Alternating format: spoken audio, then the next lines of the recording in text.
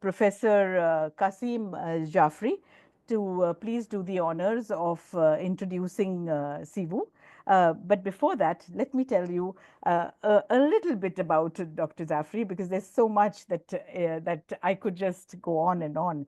However, I would like to tell the audience that Professor Syed Jafri is a urological surgeon with extensive expertise in minimally invasive surgical techniques and medical education. His contributions have significantly shaped urological care in Ireland.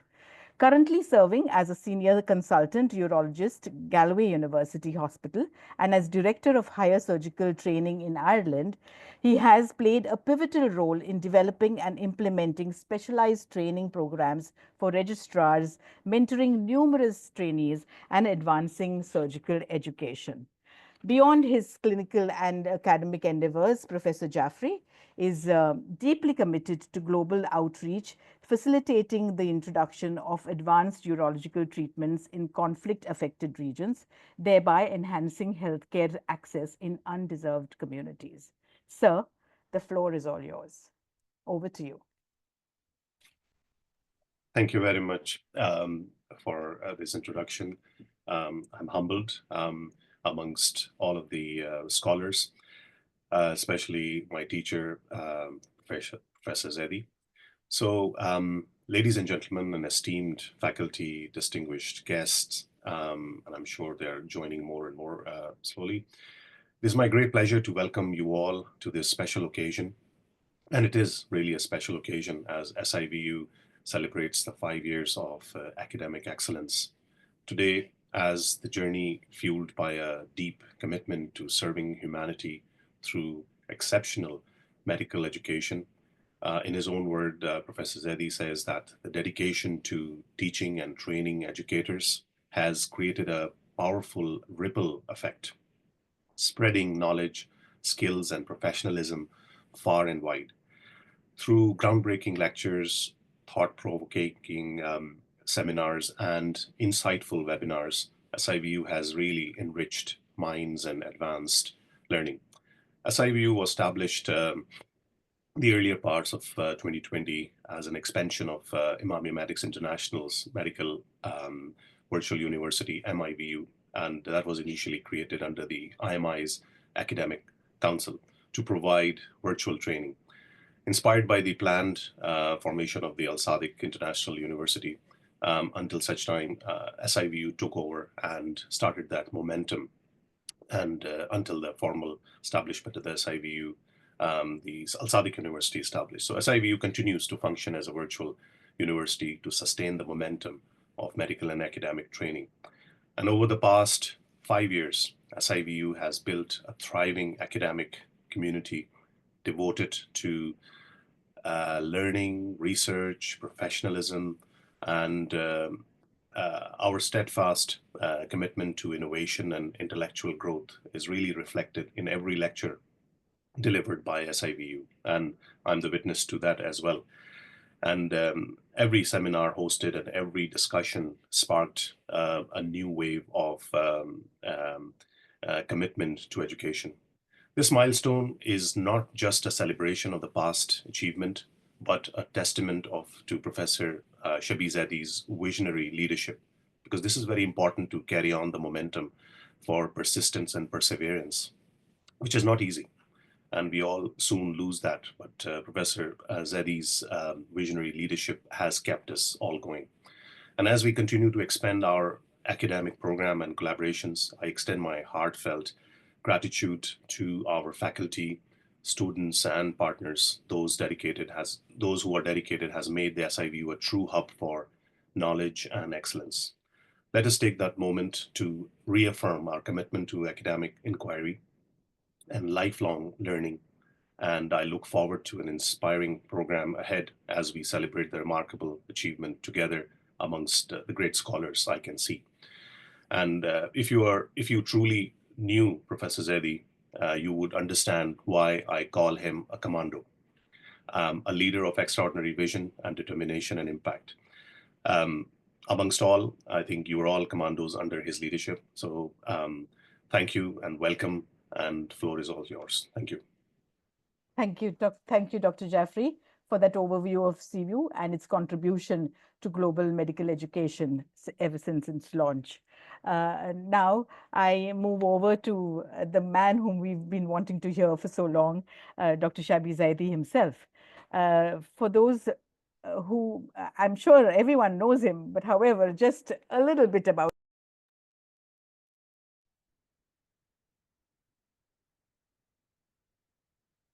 Prof. Sucheta, you are muted. You're Prof. muted. I'm so sorry. I'm sorry. Thank you so much, Dr. Jafri, for that overview of CVU and its contribution to global medical education since its launch. I now move and talk and introduce Dr. Shabih Zaidi. Of course, he's known to all. However, I would like to say that he is an otolaryngologist, former professor, chair dean, vice chancellor, WHO consultant, medical educator, ethicist, author, and the founder of CVU.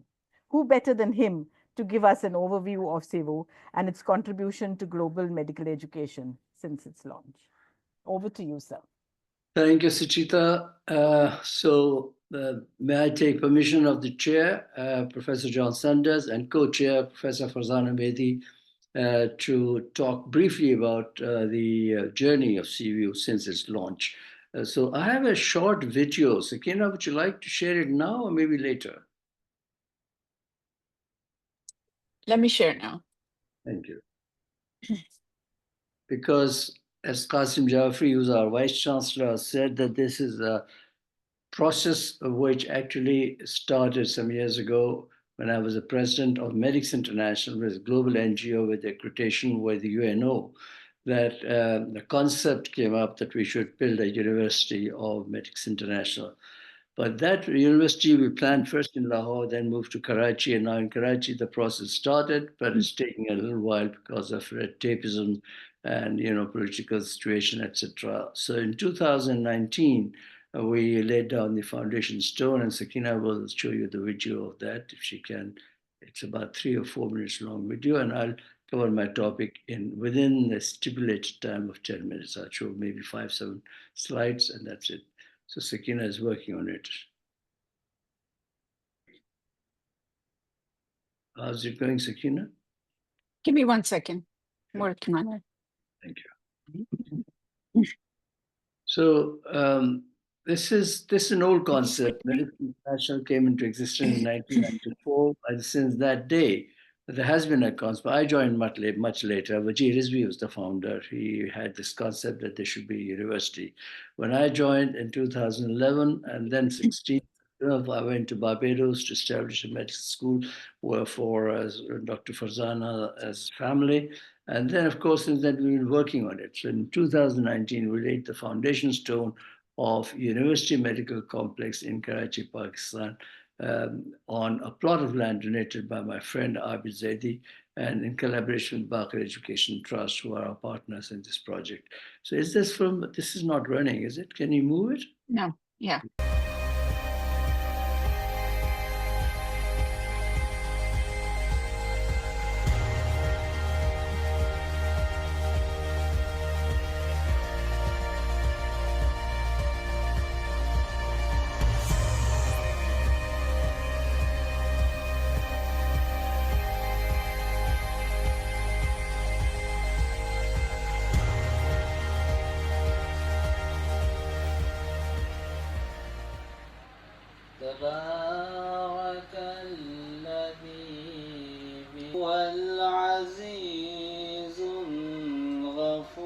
तुम्हारे पास कोई डराने वाला नहीं आया था तो वो कहेंगे कि आया था।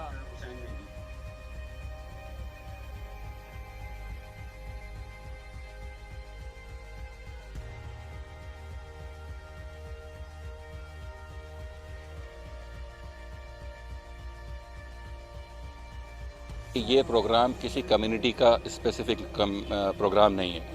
ये ऐसा कॉज है कि आप 1 रुपया लगाएं और जो कहते हैं ना 70 रुपया आपको वहाँ मिलेगा, तो मैं कहता हूँ 70 रुपया नहीं, 700 रुपया मिलेगा, और 700 रुपया भी मुनाफे के साथ मिलेगा। कॉम्प्लेक्स जिसको हम यूएमसी के नाम से भी यहाँ पे देख रहे हैं। یہ ایک سینرجی ان ایکشن، 3 آرگنائزیشنز، تینوں نے اپنے اپنے ریسورسز کو پول کیا اور ان تینوں ریسورسز کو پول کر کے ایک آگے بڑھے، اور آج ہم اس موقع پہ یہاں کھڑے ہیں جہاں پہ ہم اس کی گراؤنڈ بریکنگ سیریمنی کو سیلیبریٹ کر رہے ہیں۔ یا ایھا الذین آمنوا صلوا علیہ وسلموا تسلیما۔ اس پروجیکٹ کا ذکر کیا تھا تو مجھے انتہائی مسرت ہے، اور حقیقت یہ ہے کہ میں گزشتہ 10 برسوں قبل جب کچھ صحت مند تھا، میں نے خود چاہا تھا کہ کوئی ایسی صورتحال پیدا ہو کہ اہم طبی مرکز یہاں پر قائم ہوا۔ ماشاء اللہ ہمارا جیسے ہم کی اجازت حاصل کر رہے ہیں، یہ بہت ہی خوش آئند ہے۔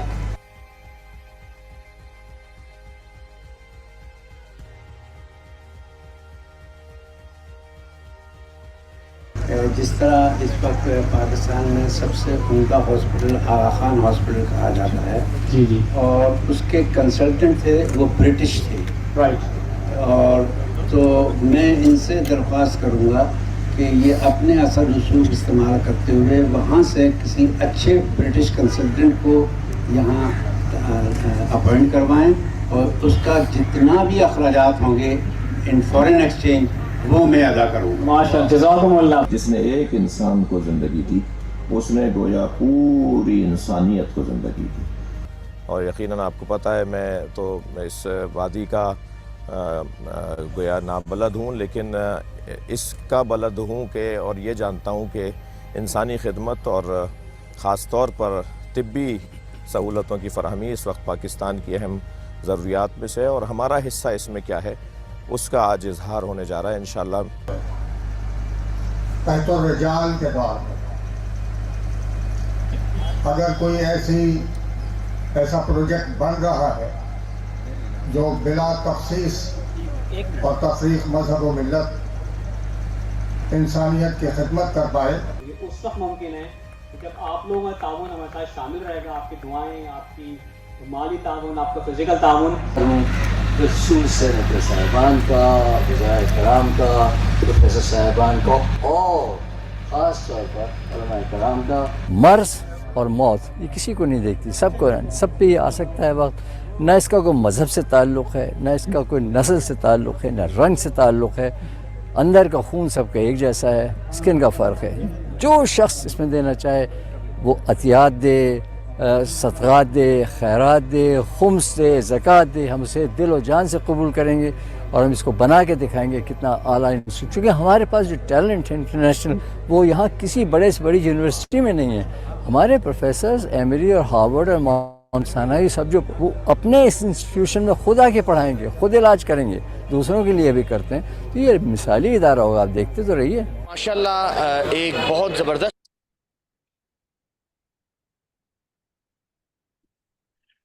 Right, so thank you so much, Sakina. Can I share my slides now? Sure. Okay. Yeah. Thank you so much for watching that film. And this is what I'd like to add, a few more slides, just 5 or 7, maybe 10, won't take long. So this whole thing, like Qasim said, is a part of a project which we're developing in Pakistan with the help of international community, particularly doctors in the United States, Canada, etc., and health professionals, nurses, and everybody. So I'll just take you through the journey, as I call it Journey in Search of Knowledge, because that's how it started, and it started in 2020. Can I just, what should I do? It should be a slide. Slideshow, sir. Yeah, that's what I'm looking for, slideshow. There they are. Right. So the parent body is Imamiya Medics International. Actually, the original name of Imamiya Medics is Medics International, and it was initiated by Waji Rizvi and his friends in 1994. It's working across the world in 21 countries, taking care of all these difficult situations, particularly in natural disasters, etc. And they're working in different. So one of the fields is education. That field of education is taken over or controlled or managed by Medics International through its academic council and through Sadiq International Virtual University. We initiated this project on 20th of January 2020. That was the time when, you know, the global, the dilemma that the COVID-19 hit us like an evil spirit that shrouded the whole world. We didn't know what was happening. So I got in touch with some of my friends. Initially, it was Ali Mehdi and Shule Bitkali that I got in touch with. And I said, we have to start something in terms of education. So it started with only 30 audience on 20th of January 2020. And then formal inauguration took place on 17th of March 2020, when there was an IMI's major function. Professor Larijani gave a wonderful talk on the impact of COVID, which we didn't know what was happening, but he projected futuristic medicine that he talked was a fantastic lecture. Now, we're building this hospital I just mentioned to you, and like Qasim said, that CBU is virtual limb, hence it is called virtual university. I mean, people have asked this question, why is it virtual university? Because it's a part of a physical university that's in the process of construction. We have raised enough funds, we've got the land and permission, everything. The project's going to start, you know, ground laying ceremony, everything has happened. So it's a matter of time we could see this building come up shortly. Our concentration from day one. I started medical education way back when I was associate professor at Dow Medical College, Ismail Mameta, and my teacher, Professor Fazlullah, who was a great surgeon and a visionary and named Jafri.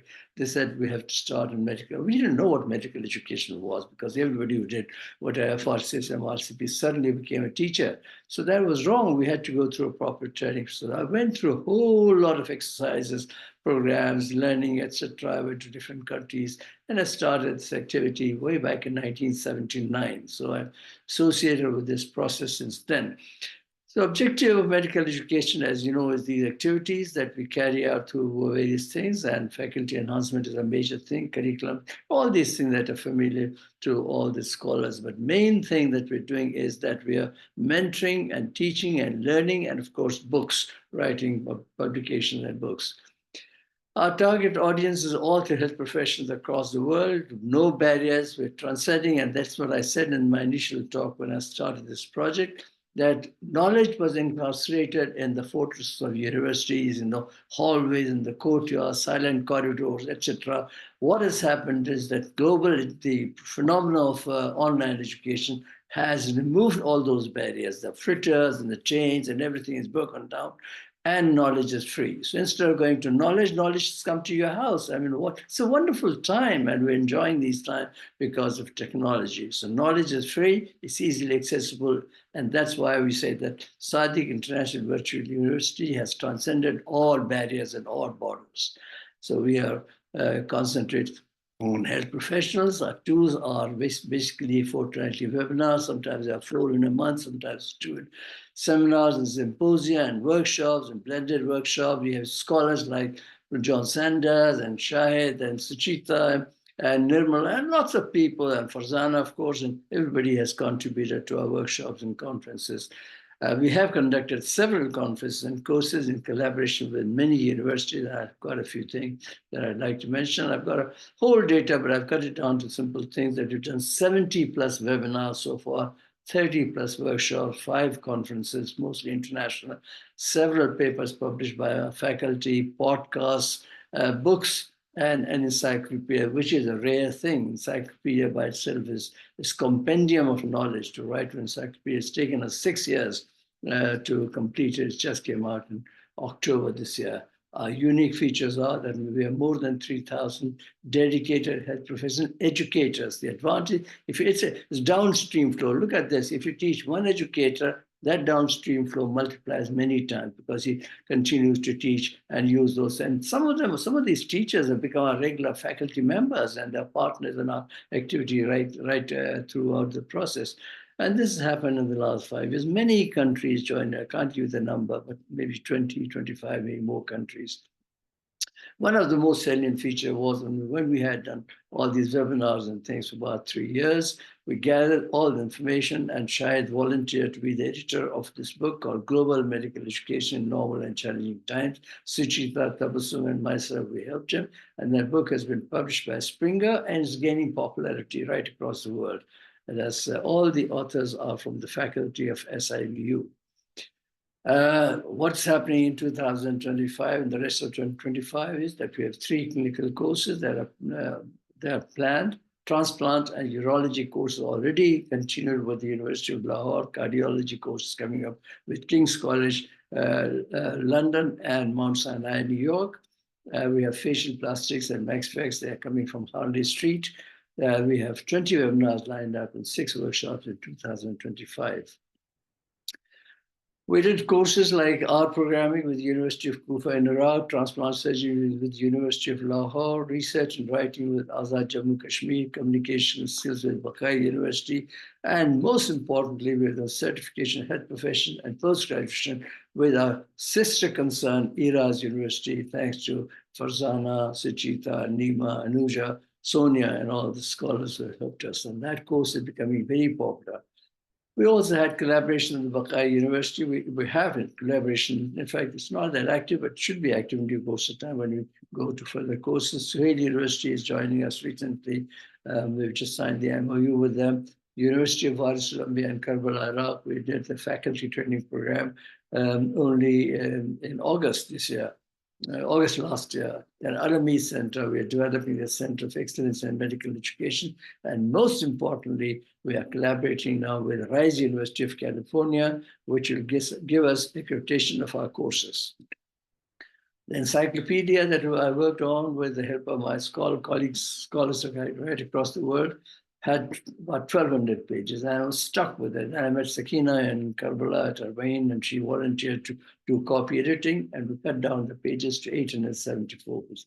It has 14 chapters and over 700 entries covering different aspects from beginning of life to cybersecurity and latest thing. Whatever you can think of, everything is covered up to date. Published in October this year by London Publishing House. We had 600 copies, which we got published through the help of friends and colleagues and volunteers and contributors, and they've been dispatched to different universities across the world and to scholars, anybody who wants to benefit from this. The latest thing is that it's now being translated into Persian, Farsi by Yadullah Zaidi, great friend, and in Arabic by Atabai Husseinia, which is the trust of Imam Hussein, in which Karbala Research Center is also cooperating, thanks to Qasim Jafri, who's just come back from there. He'll tell us more about during the discussion. That's the process. Accreditation, we are hoping that once we have this collaboration with the Rice University, who already have accreditation through California with different courses, we'll be able to give accreditation to our certification courses and diploma, not the higher degree, but diploma and certificate courses and webinars and workshops. So this is what we've done. In the pipeline with Springer, we have another book coming up. It's called Futuristic Medical Education, Future Physicians, under the editorship of patron Professor John Sanders and Professor Adinasir, a renowned dual professor of cardiology at Mount Sinai. He's professor of adult cardiology and pediatric cardiology. So it'll be a mixture of clinical and physical.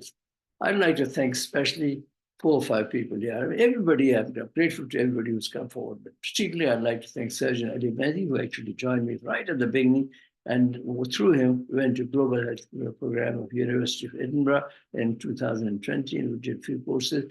Then he became busy. He's now director of a hospital in Kent somewhere.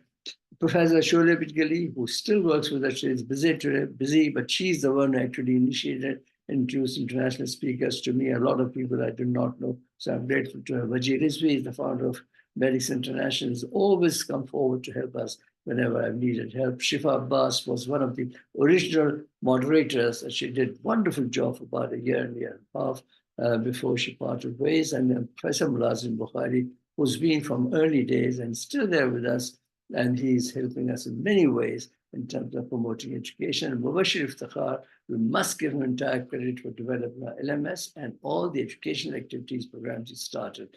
He worked with us for about 2.5 years, and now he found a wonderful job, and we wish him well in a career. And besides that, there are many people that I have to offer thanks to, but because the time is short, I'll switch it over to Sucheta. Thank you, Sucheta. Thank you. Thank you so much, Professor Zaidi. What a lot of inspiring work you've done, and kudos to you. And in fact, that is why we are here, because of all the work that you've done. I now have the pleasure of inviting Dr. Shahid Hassan here with us, who's with us. And Shahid Hassan is the Associate Dean Academics at the American University of Barbados School of Medicine. He is an accomplished otorhinolaryngologist and educator. Holding an MHP from Maastricht University, Netherlands, he brings a wealth of experience from his tenure as a medical educator at various esteemed institutions in Pakistan, Malaysia, and Barbados, as well as Cebu, of course. Shahid has been honored with prestigious accolades of the WIPO and ITEX Gold Medal, along with the Excellent Scientist Award. His scholarly contributions extend to many research papers and books.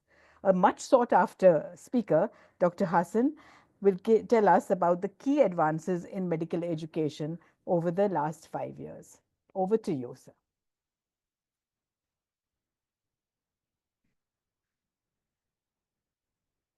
So you're muted. Shahid, you're muted.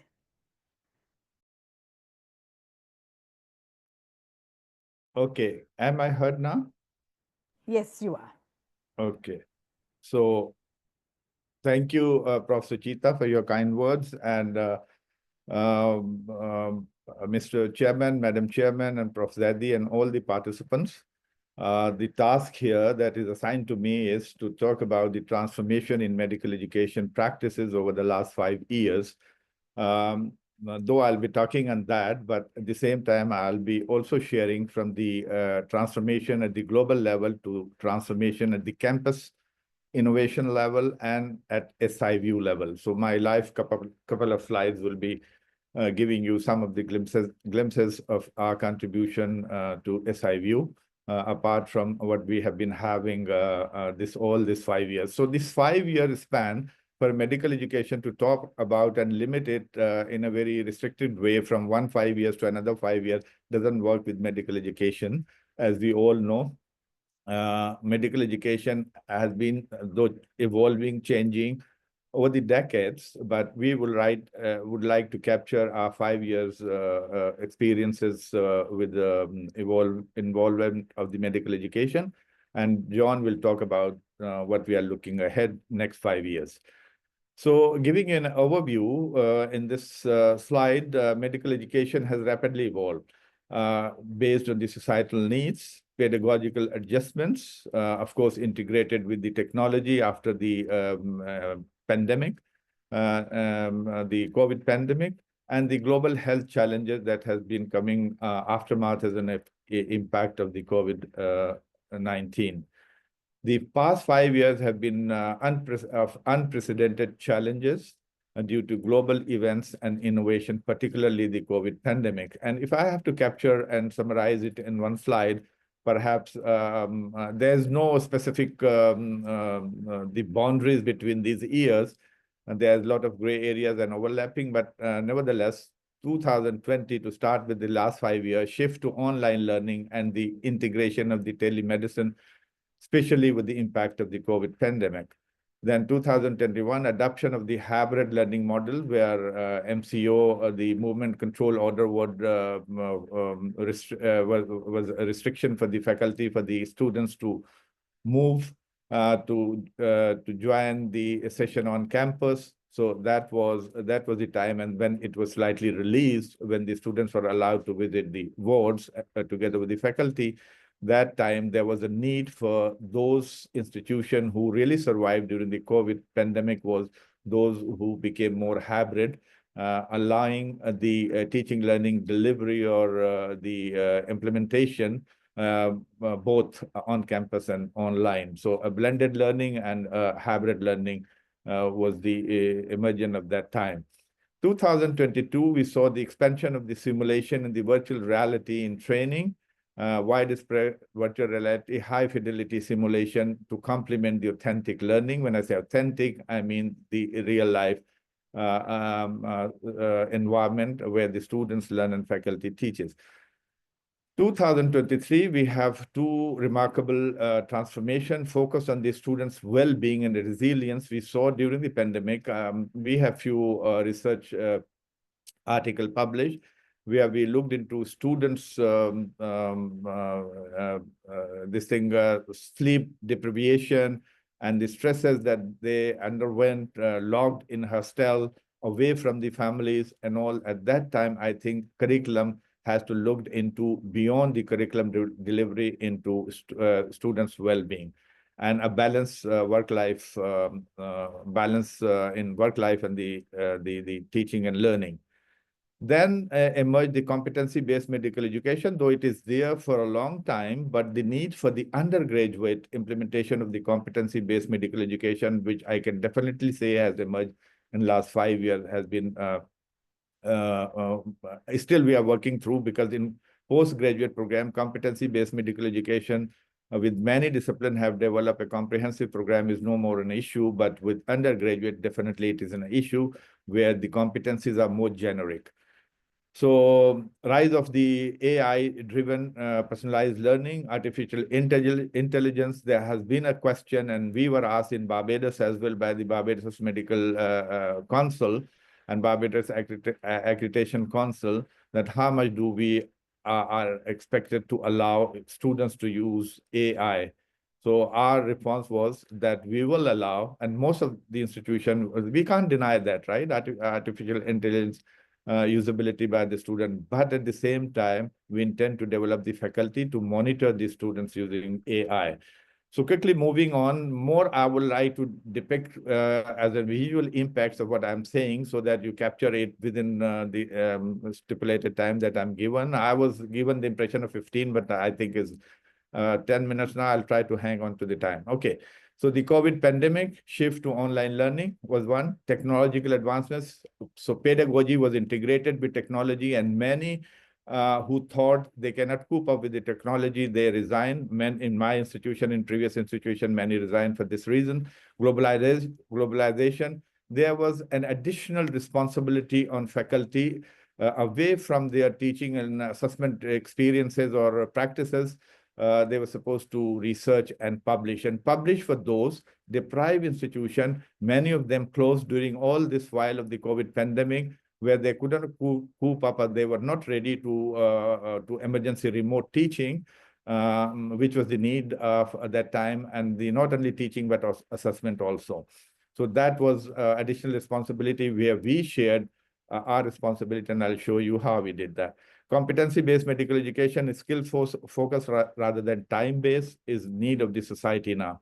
The competencies address and how to translate these competencies to implement and assess was a real problem for the undergraduate, as I said. Then shift to digital learning, rapid transition to online and hybrid learning, increase asynchronous learning became mandatory part of the curriculum delivery now, adopting to learning management system without which you can't carry on any curriculum delivery now. Then we also saw some of the simulation and the high fidelity simulation for the clinical skills, lab learning, virtual and artificial reality applications such as anatomy procedural skills away from the cadaveric dissection. Anatomage was acquired by AUB, and students are getting help from Anatomage in learning their anatomy, enhancing the diagnostic and the procedural.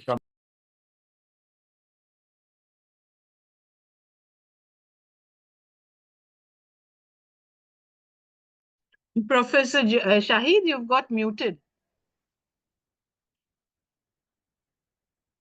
Okay. Am I heard now? Okay. Yes, yes. Yeah. So next was the telemedicine, growing need for the telehealth competencies, which require a lot of ethics and practice protocols, ethical and legal consideration, and then the curriculum update to include the virtual patient in medical education, where our faculty was asked to develop all the scenarios into virtual medical clinics, which we created online, and the students were where they were restricted to go to ward.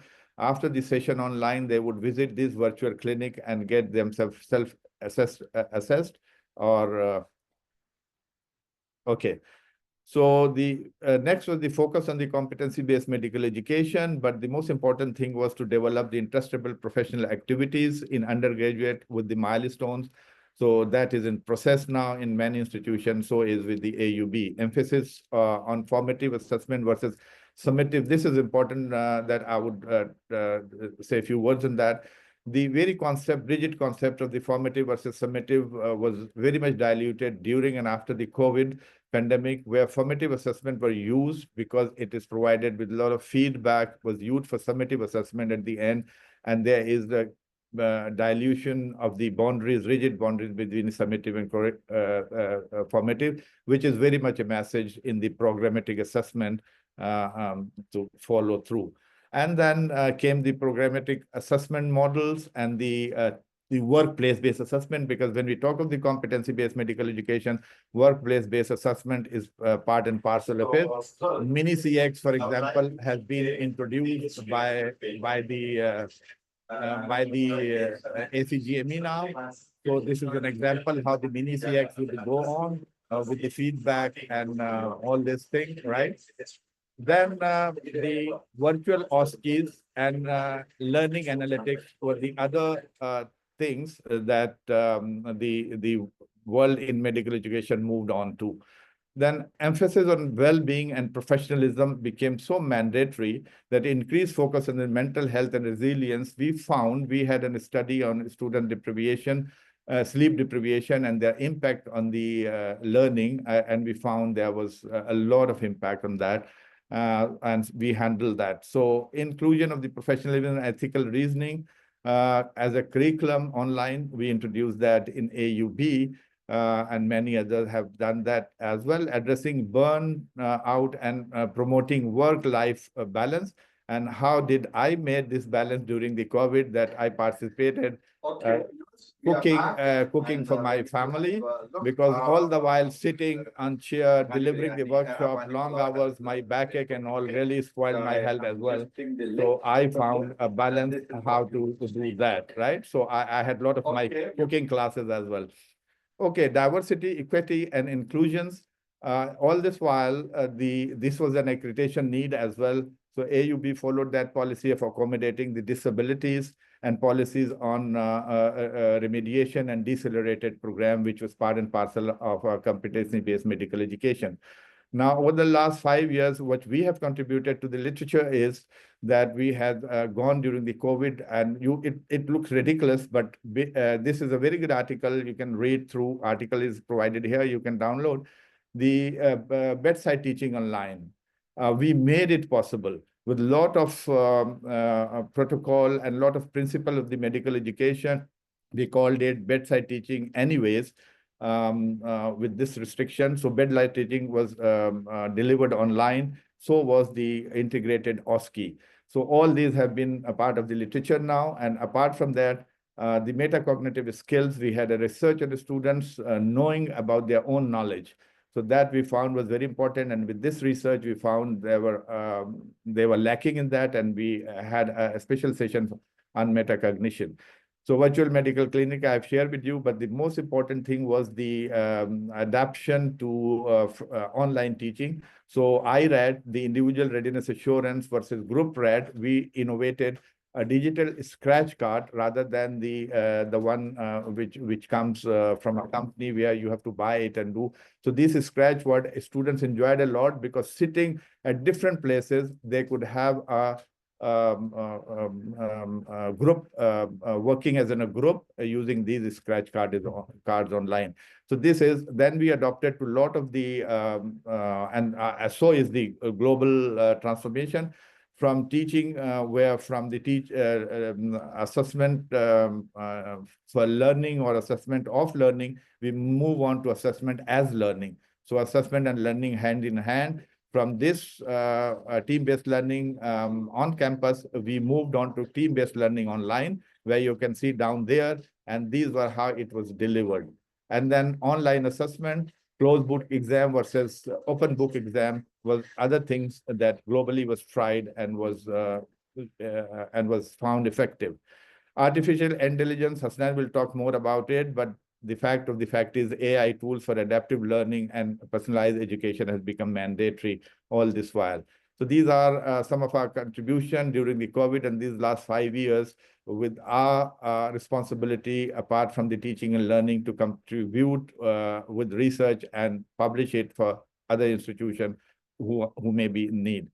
So in this, I would say learning analytics has become the topic that in ERA SIV program, in the postgraduate diploma program, we have added this learning analytics, where students are given how they can go beyond the outcome-based education to competency-based medical education, where the competencies are more explicitly defined. And all these competency-based medical education already implemented by these countries are the guideline for others to follow through. And then challenges, Tabassum will talk on that, but the two basic challenge which we might have, and who knows, another pandemic. So online teaching, where I'm showing you an example of the bedside teaching online and online assessment. Everybody should be ready for emergency remote teaching once again if anything happens. Now, all this, we also produce a lot of, and others also moved on to globally to produce the micro teaching.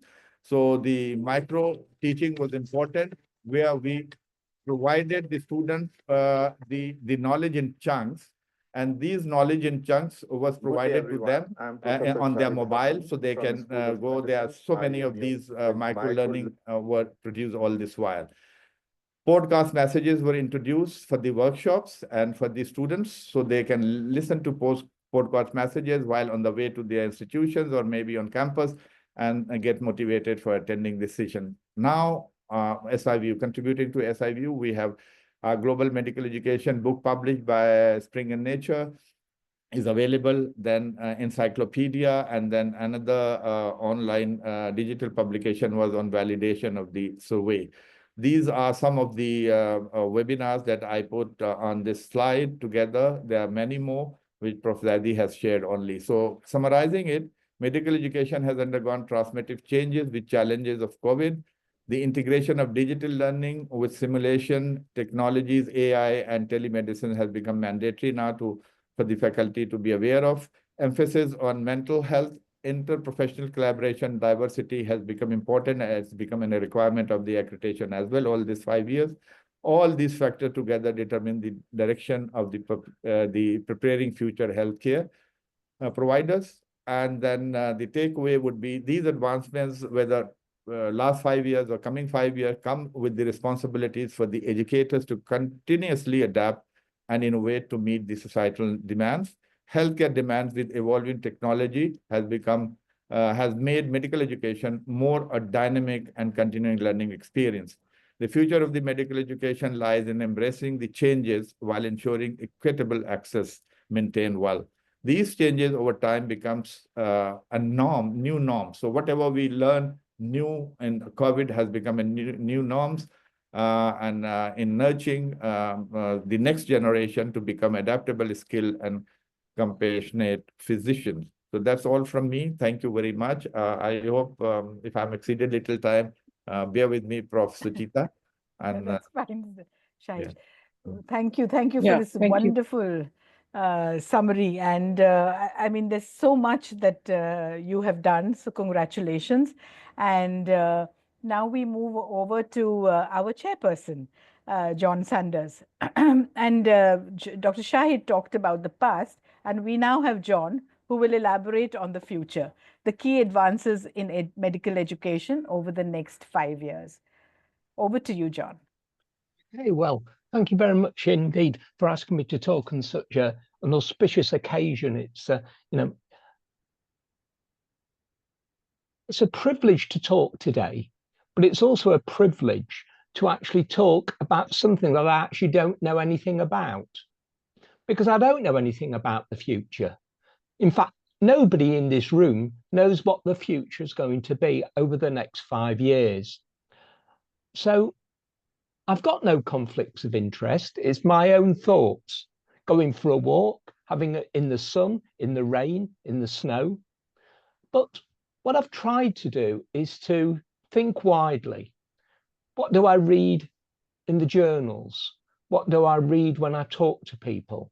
And that's people from around the world. What do I read from the news? What do I read from other areas, not just medicine, but other areas of education?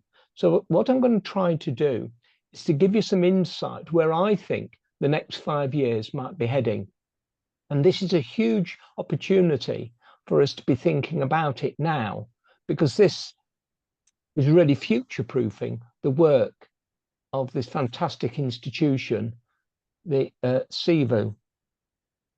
So for me, I think there are 3 key drivers of change over the next 5 years. Number 1 is universal health coverage. The next one is to have sustainability of the medical workforce. And undoubtedly, there are massive advances in technology, particularly in artificial intelligence. Whether we like it or not, it's not going to go away. So let's look at universal health coverage. One of the challenges to medical education is that we really need to think about the widening scope of practice of doctors in the future. In primary and community settings, there's going to be increasing comorbidity and chronic conditions. This has huge implications for how we currently teach, because how can we enable students to get experiences of comorbidity and chronic conditions in the increasing community-orientated place where healthcare is going to be provided? In hospital, there's going to be rapid advances in patient management over the next few years. We're looking now at precision medicine. The original thoughts of the magic bullet, where you've got a specific drug for a specific condition for a specific purpose, is becoming increasingly important. And understanding this and being able to work in a healthcare setting, which is going to be transformed through the use of technology, we've got to get people prepared for that just as well as if they're going to be working in the community. As has already been mentioned, we are going to get new emergent infections and pandemics. Only on today's news, the news flash was that there's some new virus occurring in China, which is likely to spread. I mean, that comes up every couple of months. But also there's going to be major environmental changes, climate, but also crises related to conflict across the globe. That's not going to, unfortunately, disappear. We always hoped it would, but it seems to be worsening rather than improving. So being prepared for this future is absolutely essential. And this all has implications for medical education. And also there are increasing concerns about the global north, the global south divide. There's those who have and those who haven't. And we need to have this social responsibility to ensure that there is universal health coverage for everyone. The next one is the sustainability of the medical workforce. Because if we want to deliver universal health coverage, we need to actually have a workforce, not just in numbers, but who are also fit and well and able to work. So there is a major issue related to recruitment. In the United Kingdom, medical school applications have started to actually decrease rather than increase for the first time. There's also increasing global mobility. And this is both ways. The global north is beginning to rely increasingly on global south. Where do those doctors who've trained in the global south go? Where are they going? They're going to be working in the global north. How are we going to be able to provide that care in the global south? Also, there's an increasing diversity.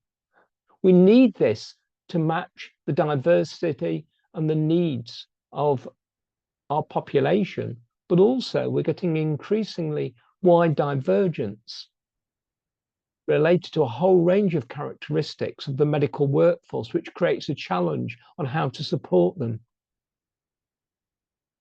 I think there'll also be this desire to rapidly increase the knowledge and skills of doctors of the future. 5 years, 6 years, of course we need that length of time to get that expertise. But realistically, can we afford it? We need doctors now. So I can see that there's going to be an increasing push to look at how can we actually upskill people in the shortest possible time. And that's going to be at undergraduate level, postgraduate level, and continuing professional development. And also, we know that there are major issues related to retention and well-being in the workforce. And I think we're going to have to ensure that we've got flourishing for all the individuals who work in healthcare. Is advances in AI. Although we can think about training, which we think is of medical education, we've also got to train people to be working in a healthcare setting where AI is going to become increasingly common. So for education, we've already mentioned about learning analytics and personalized learning. But I can see there's going to be increasing use of interactive virtual reality and chatbots for communication, for examinations, and even there's going to be robotic doctors and tutors. And there are already robotic tutors in schools in many parts of the world.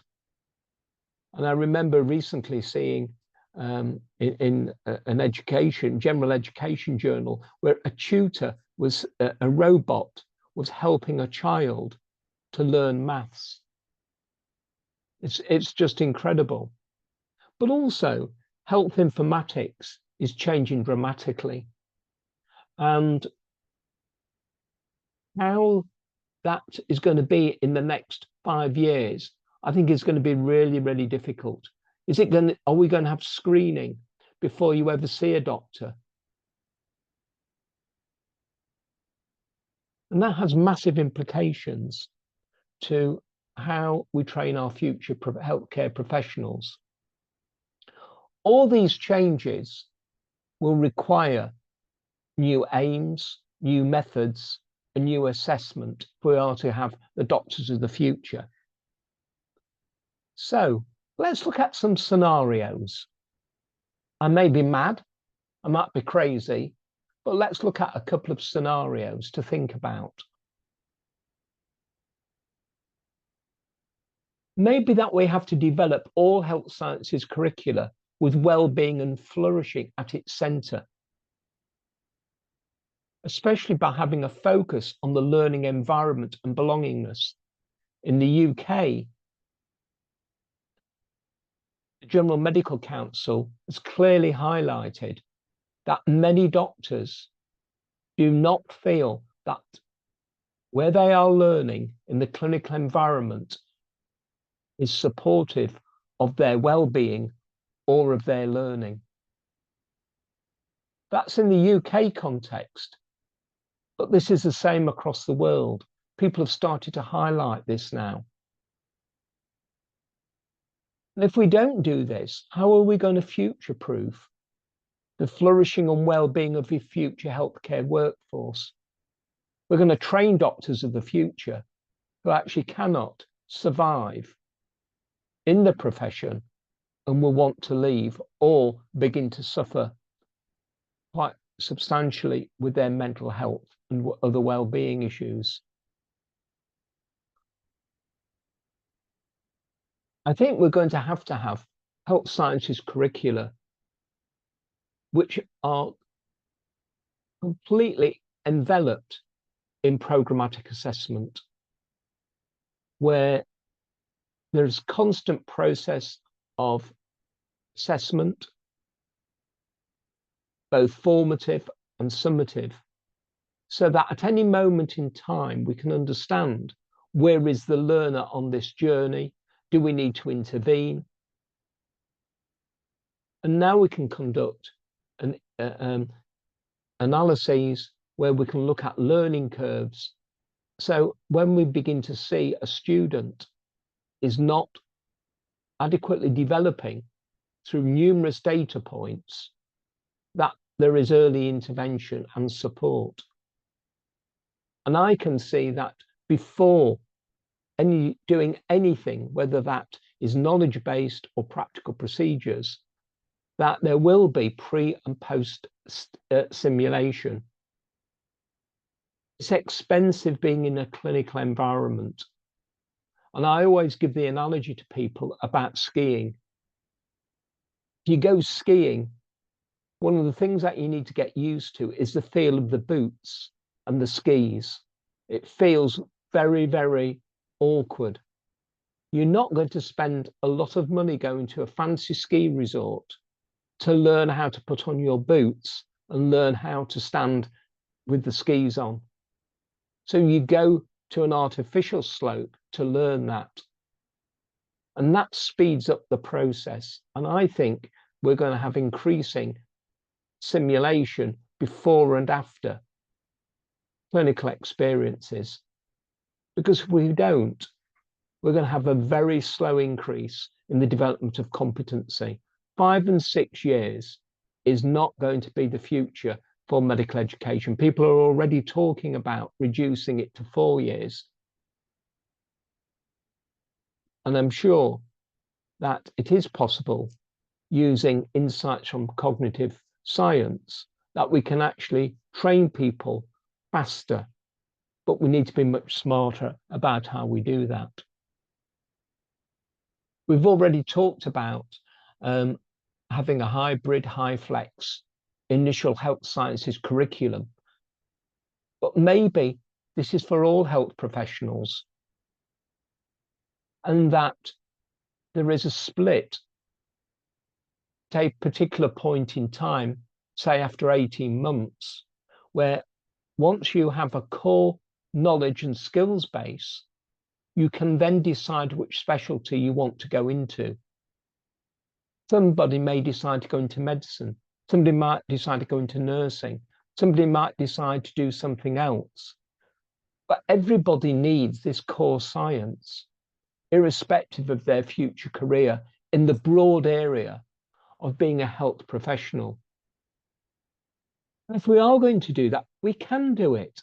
We can share resources and expertise across institutions so that people can do this. Perhaps they can develop it at their own pace, their own time. And some people might decide to do it full-time over 18 months. Other people might decide to do it over a longer period of time.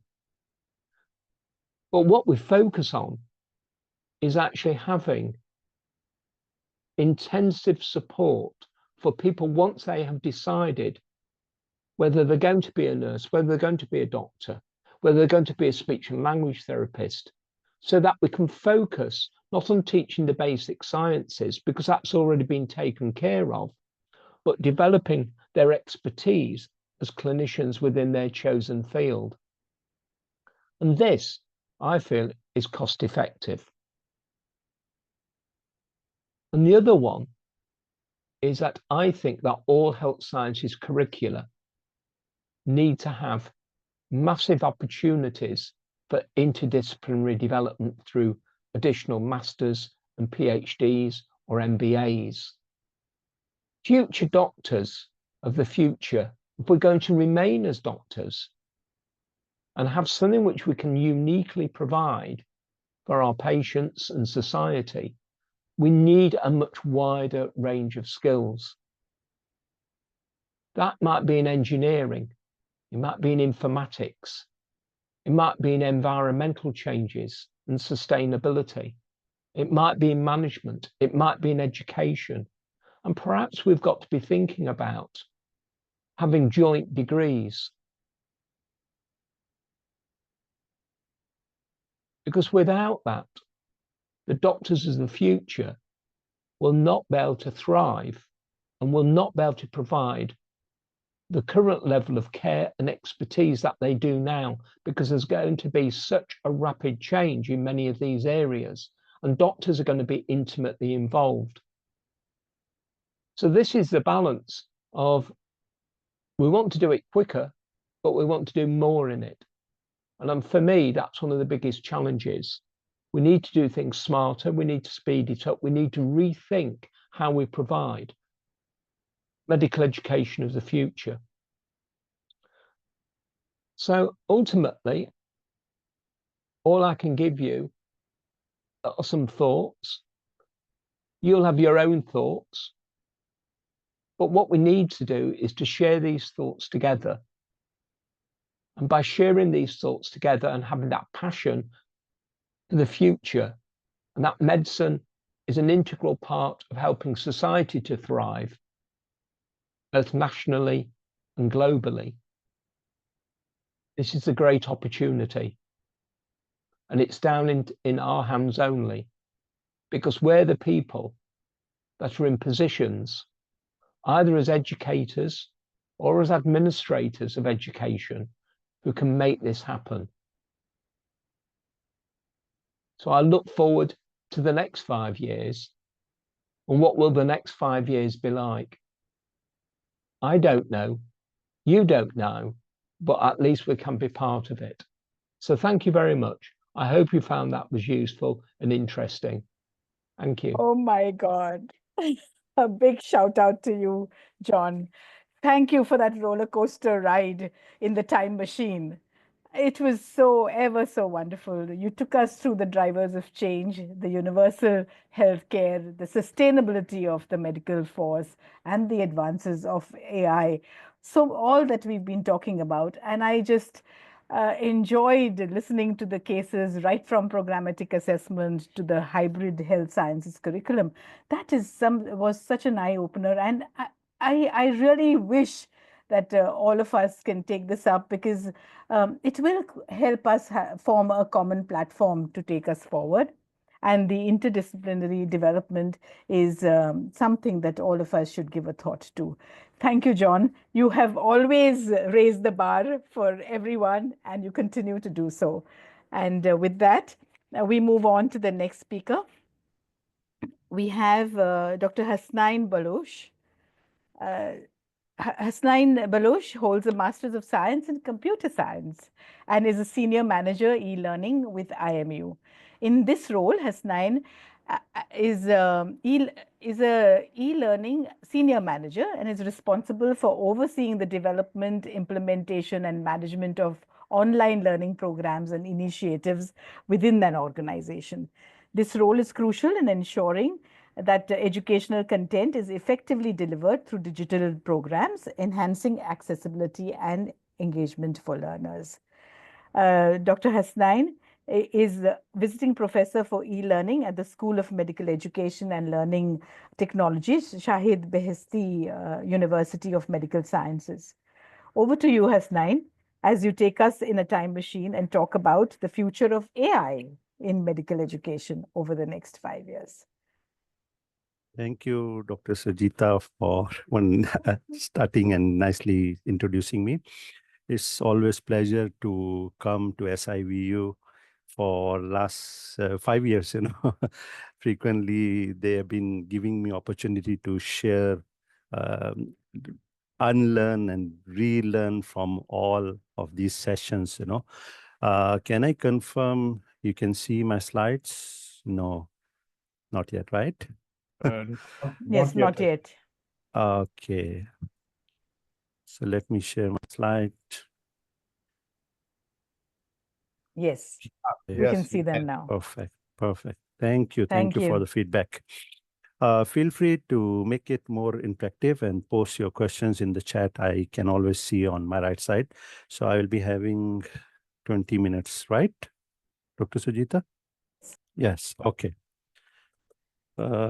So very quickly, the future of AI when we are talking about medical education, and thanks to our previous speakers, they have touched a bit also, because AI is tsunami, I would say. It's coming very fast. Everywhere is there.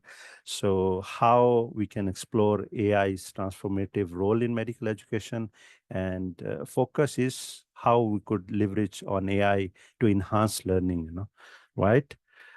Let's move on. Yes, that's my menu to cover. Current trend, what is going on. Then personalized learning path, I think you have heard many times in previous talks also. So how AI could assist us in creating this personalized learning paths. Immersive virtual simulation. So just to let you know, I just finished one talk in Connecting Online's conference for 3 days. It's happening. Yesterday was first day, today second, and tomorrow also. This is their 18th year. Dr. Nili Duish, I have touched this topic, how AI could assist us in creating virtual immersive learning scenarios. So simulation also there, and then diagnostic and problem solving skills.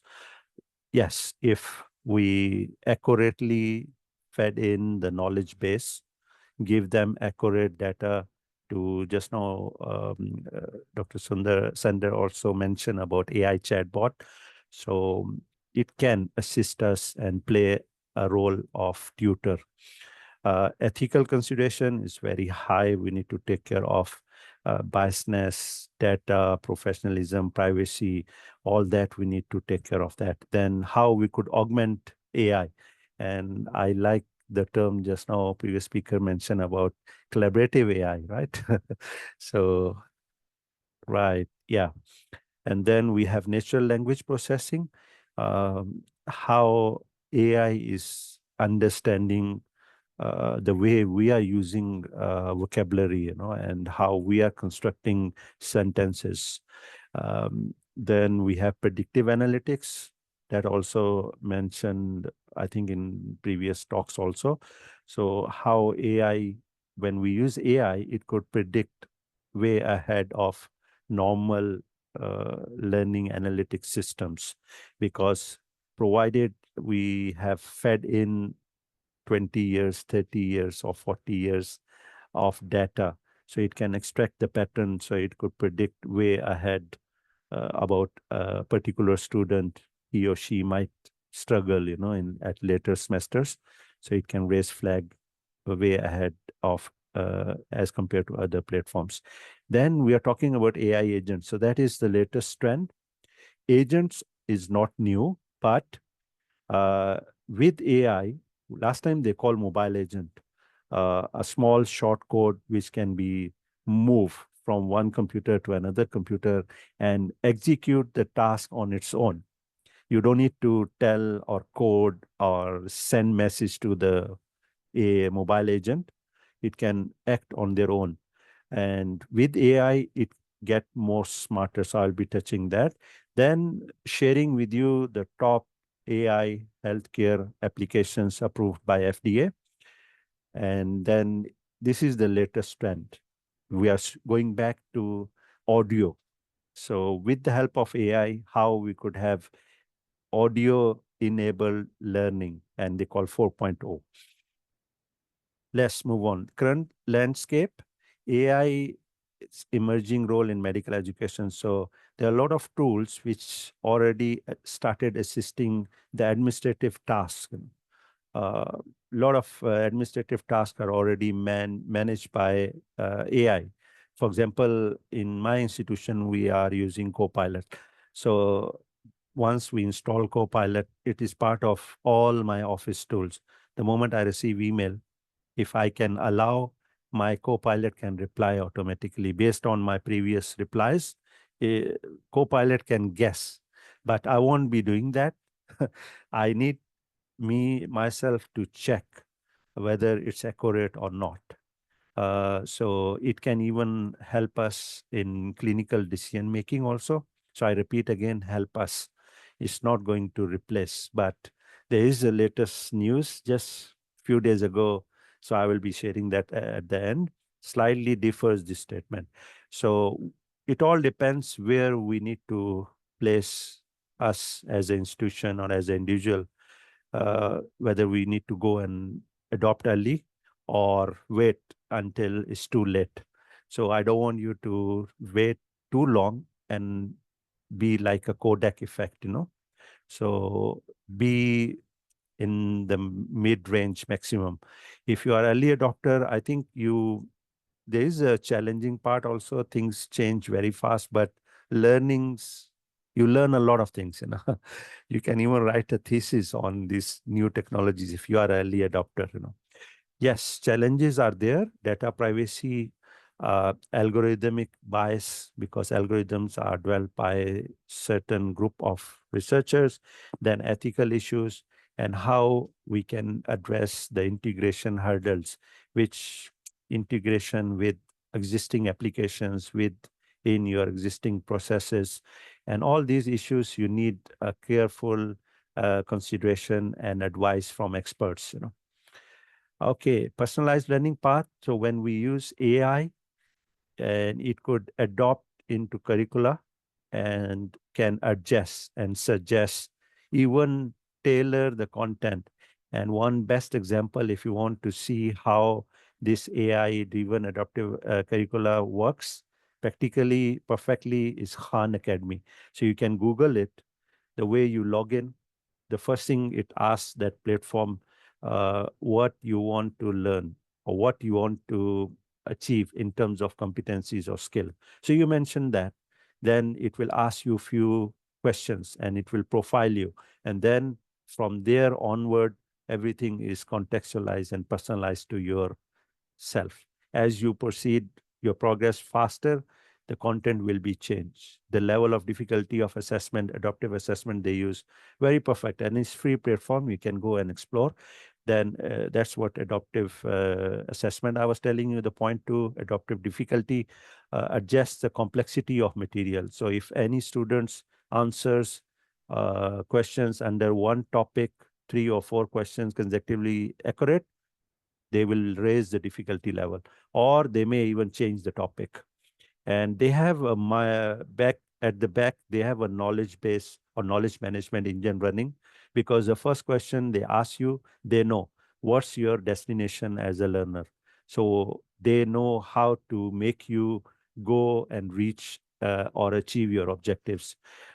Continuous assessment is another where AI could provide a very strong or powerful feedback continuously, and it identifies area which we need to improve or address. Virtual simulation, that's another area where AI is actually giving very impressive results, you know. For example, training environment, and sometime it can assist us in generating realistic scenarios. When we are talking about virtual reality or augmented reality, AI can assist us in designing those virtual environment learning experiences. And it provides students a safe environment for practice, and it tries to mimic close to real life scenarios. And it gives you another feature of risk-free practice. So students can make mistakes without harming patients because it's in a simulated virtual environment. And the diagram here, you can see they may have a model there, and they wear the goggle, and you can have a HoloLens concept, or holo human, or holo anatomy, and you can do whatever you want to do. You can even operate there, but most of the time it's virtually, okay?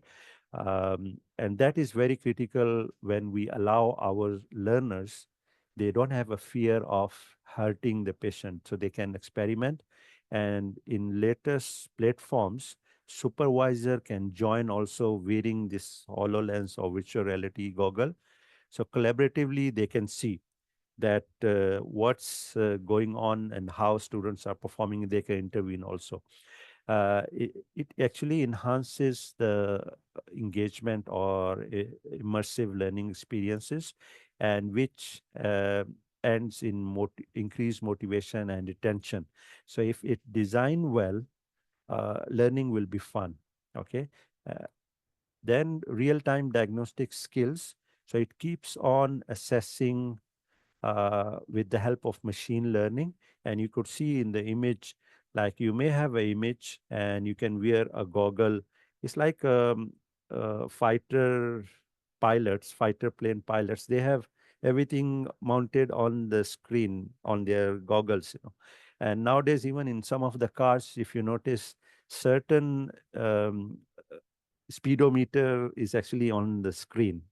So it's very much helpful, and even it guides you how far is the next car virtually, So this is where you can show some kind of X-rays or digital form of, MRI, and then it could assist you.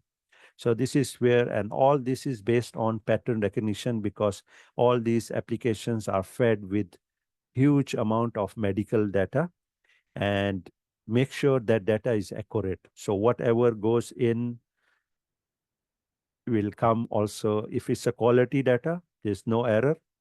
The LLM or our AI algorithm will give much better results. And when we are talking about objective evaluation, so yes, AI provides unbiased assessment because it's programmed. Sometime is good, sometime is not good, So you use whenever you don't need any biasness, use computer or AI enable applications. So this reduce the subjectivity in grading, Like I think everyone, all of my educators, colleagues have experience in their careers, Sometimes students come in and, they can cry, in front of you, and they get your empathy, or you get that sympathetic approach, and they may, you can get bias unintentionally. But when it comes to AI or any computer application, like for example, deadline, when we are using in LMS deadline, it exactly on that moment it will off. No students can submit assignment the next second. So which is unbiased, right? Action or decision. Personalized feedback, and I think previous speaker already highlighted chatbot, and I will be sharing my own chatbot I have created. You can interact, ask all professional questions about me from that chatbot. Okay, ethical consideration. Yes, we need to make sure that data is diverse, addressing all part of the world, like developed, underdeveloped, or developing countries, so to prevent all this bias outcome.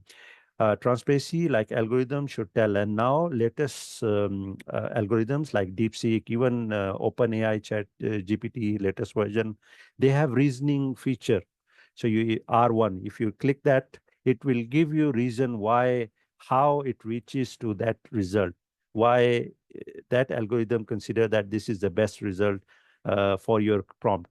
So that's how it's coming in. It giving you more transparency, and in open educational, open resource LLMs, all algorithm is open for you. So if you are technically expert, you can see how it's working at the back. And accountability, yes, there is chance that the AI may go wrong. So you need to make sure who is reliable when things goes wrong. Okay. This is one of my video which I have actually recorded, and I mentioned about how we can engage through AI-enabled activities and applications. So you can scan this QR code and you will get recording of this. This is my bot. You can scan. If you want, I can put in the chat also. And maybe I can give you a minute.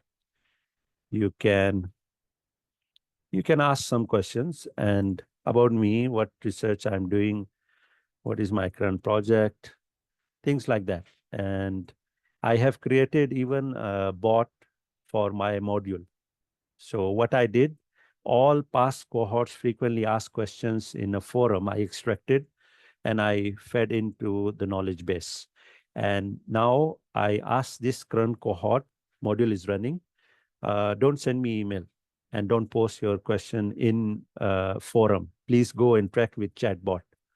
If chatbot could not give you satisfactory answer, yes, then you can go and post in forum, and then I will be able to answer, and then I will refine my knowledge base of my bot.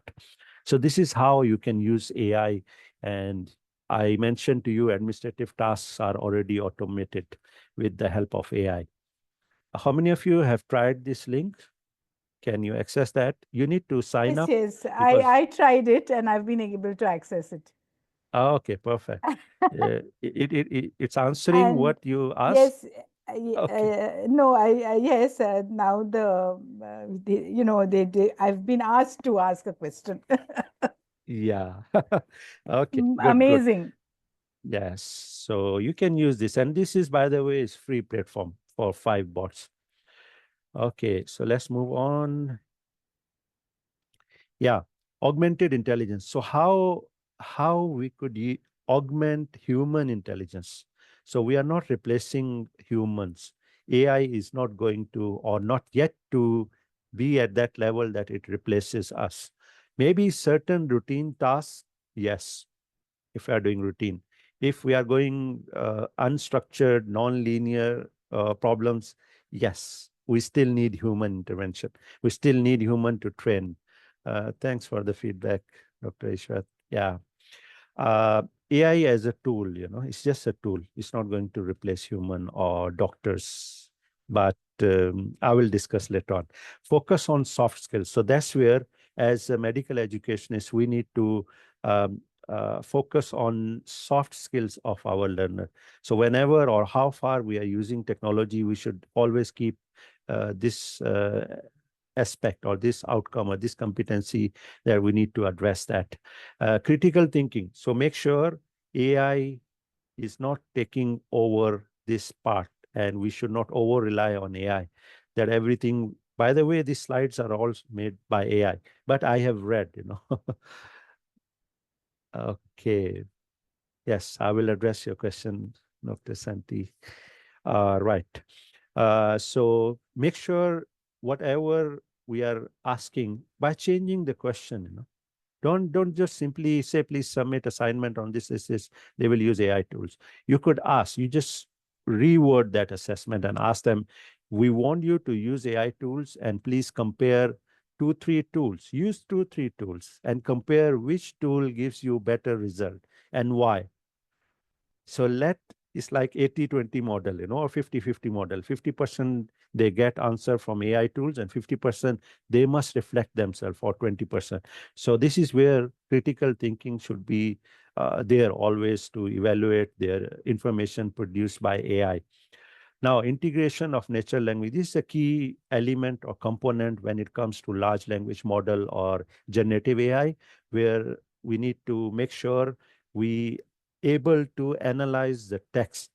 So I was mentioning in my previous talk, very hard, very senior clinicians, they are very good when they enter into OT. Because the moment they enter into OT, all steps of procedure is in their DNA. But when we ask the same surgeon, very senior, please explain to us, we want to mimic and convert it into a virtual scenario. A lot of key steps they will miss unintentionally because they are not good in writing on paper the steps, but they are very good in performing. So similarly, whatever they have written, what exactly it means. So we should able to analyze, remove the ambiguity from the vocabulary or text. If I say I'm going to the bank, what do you mean by that? For sure, you think I'm going to a financial bank, but computer will think maybe river bank, or some other words, ambiguous word, how it's going to analyze. Second is patient history. So make sure you have very detailed keyed in to natural language processing or AI applications and how it could improve the comprehension. So this is where inference, most of the big Gen AI companies now working less on algorithm, more on inference, how we can make sense out of the data, big data they already have. So then relevant information. So these are all key elements when we are talking about natural language processing. Predictive analytics for student performance, yes, it helps us in early detection. It can tailor the support needed by the learner. And for sure, if we address these two, it will improve the outcomes of any program or any, medical education. Now here, implementation roadmap in this slide, you need to start with pilot programs, shorter pilot programs, use AI, experiment, fine tune, and then move on, like infrastructure setup. Then you can start integrating with curriculum, and then your faculty training comes in, upskilling all faculty members to be well equipped with all these tools, and assessment and refinement will continuously. So these are the steps or roadmap. You may vary according to your own institution or resources, and sometimes you can go different sequence also. Now, AI agent. So this is the town of talk now, like talk of the town, you know, sorry, where they're talking about more intelligence mobile agents with the AI. A bit scary also, but just to let you know, everybody is using this without even your knowledge or awareness. Let me explain to you. If you pay attention in the centric, we have AI agent. So most of the example they give is like, you want to book your holidays to a destination where you need to hike, okay? And you don't know which is the best time of the year. So AI agent, if you give freedom to have access to academic calendar, access to your workload, access to your research project deadlines, and it can know your financial constraint also, how much budget you have. It can automatically contact your timetable, maybe agent, travel.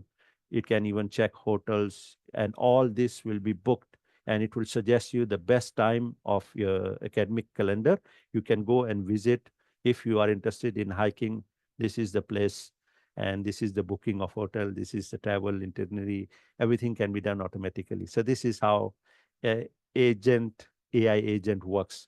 For example, if you go on online or e-commerce website, you purchase, you just click, and suddenly payment is happen because you already sync your account or bank information with that platform. So that's a simple example, you know, which I can give you. Once we start using AI agent, it can give you virtual assistance. And there is research paper which they mention in mental health sport, AI agent even outperform humans, provided all the data fed into those AI agents are authentic. I mean, they are from authentic practitioners. So they can even out, because they will not get tired.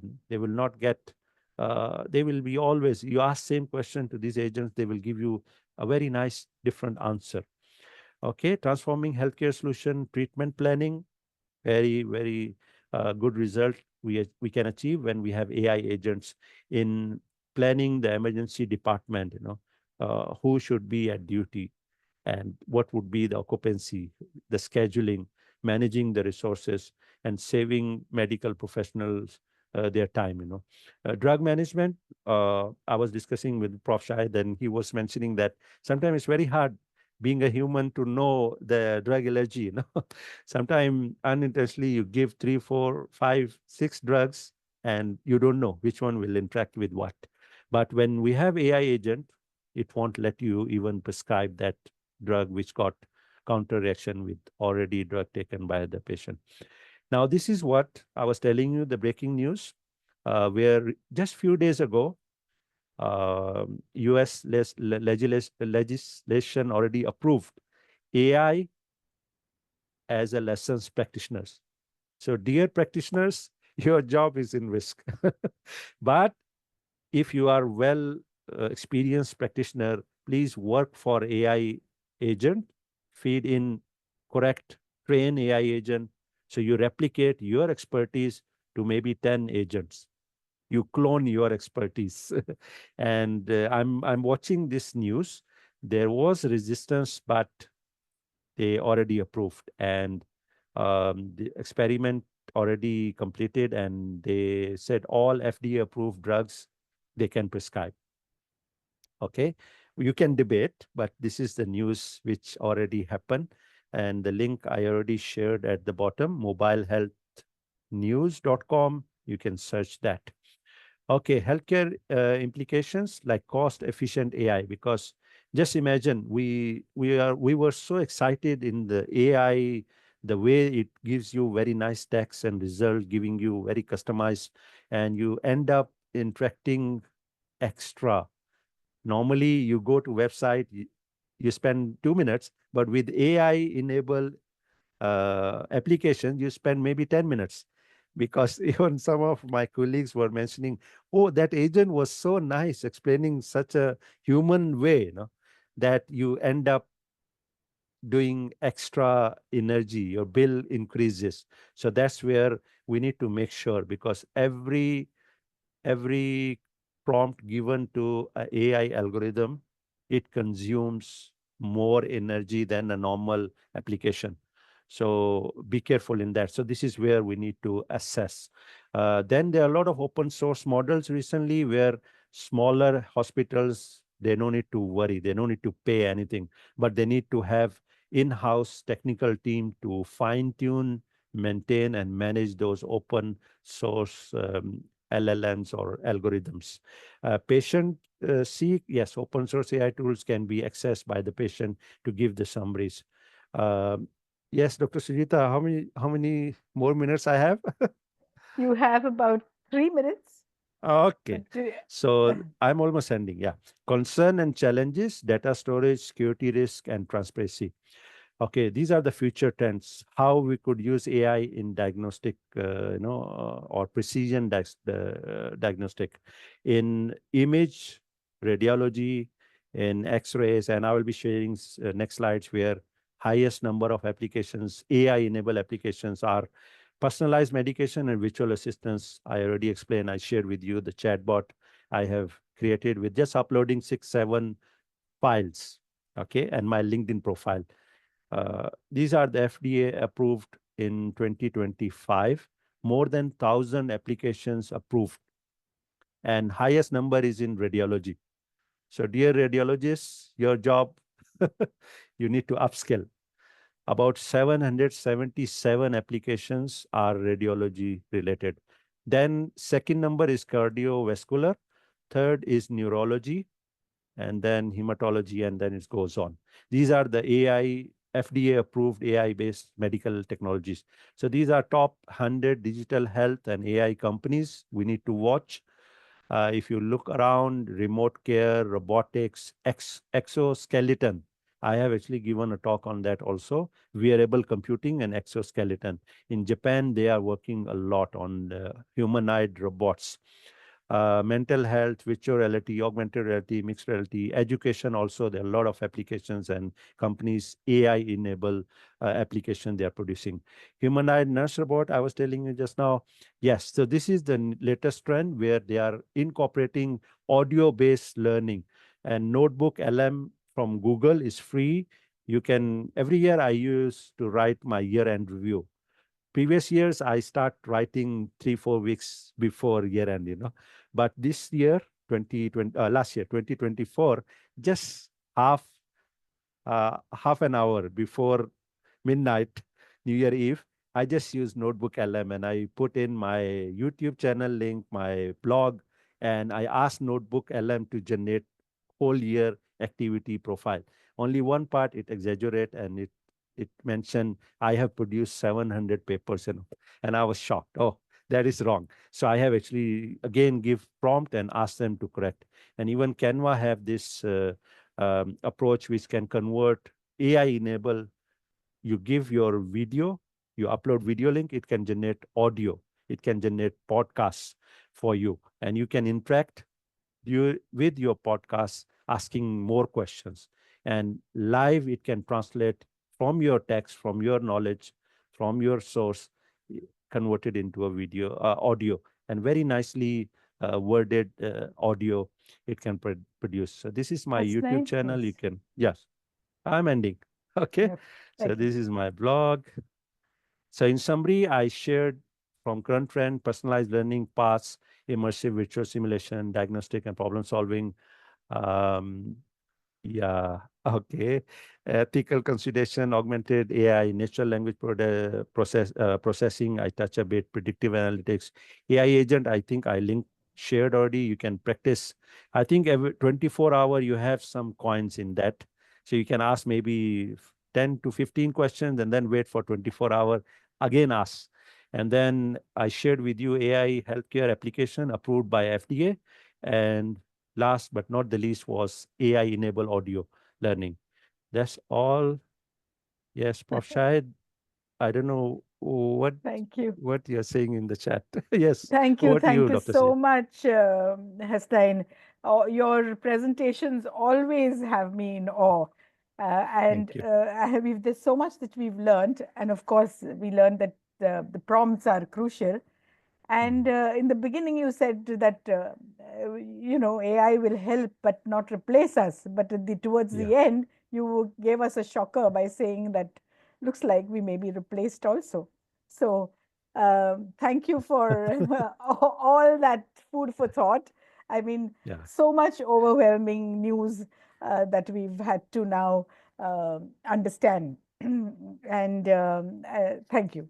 So with that, I am at a loss for words as to what to say further. No, just I ask AI. I think I will will need assist AI. you.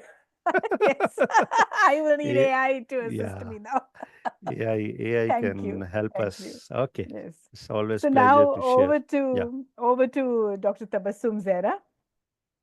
Tabassum has been a dear friend of mine, and she's been previously with the Aga Khan University for 14 years, director of MHP and yes, at the Aga Khan University. Currently, she's at the Sultan Qaboos University in Oman, and she is part of the medical education and informatics department.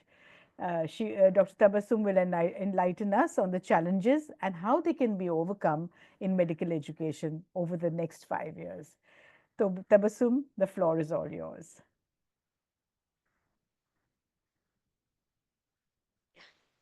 All right, thank you so much. I think it's going to be a difficult task for me to, put everything together and see what's happening and what are the challenges that we all foresee. However, my perspective will be a little different. Like I'm going to walk you through some different perspective of the challenges, though they are, somewhat of them are very much similar, but we also have to look into the deeper scenario, how and what is going to be the future. So in this, is it running? All right. So Yes, I'll walk you through the medical education landscape, basically what's happening and how it's evolving and how the progress is being made since we had this COVID-19 and all those aspects that you have transformed the medical education landscape. Right. And we have seen that, it's medical education is grounded in the scientific principle. We have talked about like the healthcare, we have talked about the clinical aspect. We'll also talk about how medical education encompasses all these principles, bringing together something which is translatable into practical skills, grounded with theoretical framework, and putting this into the outcome of the patient care. Yes, we have heard.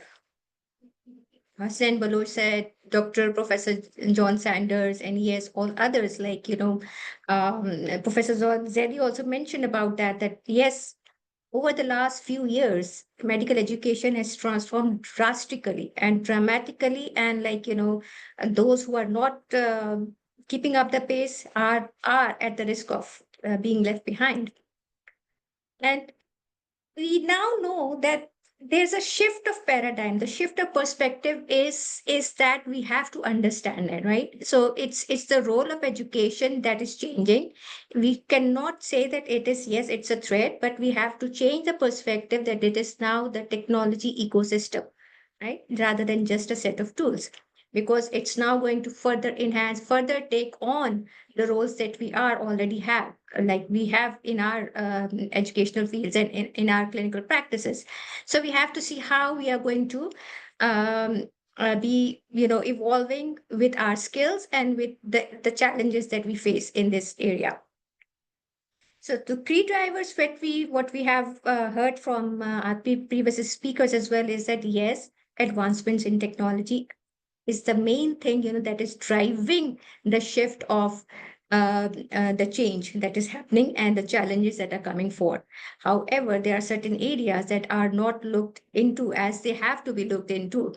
Like, for example, if we talk about the competency frameworks, have they been looked into? Have they been considered? Have they been given a thought to modify, to come up with the challenge, to come up with the changes that we are having? Or we are expecting, right? So what I will walk you through is basically, I'm looking this medical education landscape from 5 different pillars, and some of the smaller pillars will be part of the bigger pillars, so they will be like overarching aspects as well. So the main thing is that yes, personal, social, physical, and virtual spaces and organizational aspects are important in designing and framing the entire medical education landscape, and to see the challenges within all of these areas, and to see how we can come up with the strategies. So these are the areas that I guess we have to look into, and we are now all of we agree that yes, we have been looking into just the changes the technology is bringing in, but we are not looking at the broader picture. So what I would try to give is a broader aspect of the challenge that is coming up. And you may agree, you may not agree. That's my own perspective and it's my own analysis. However, you may give your own, comments or suggestion. So, so I'll be looking at the curriculum, the social structural factors, the faculty development, like all these areas that are related to the patient outcome, and working closely to improve the patient outcomes and to enhance the quality of care. So then we see that challenges are there and the changes that are happening in the healthcare delivery. Like there's a rise of precision medicine, there's a shift from sick care to well care. Now the shift is more towards behaviorism, right? The humanistic approach. It is still there, but are we catering to that challenge? Are we catering to that aspect? Innovations are coming in, medical technology is enhancing right, left, and center.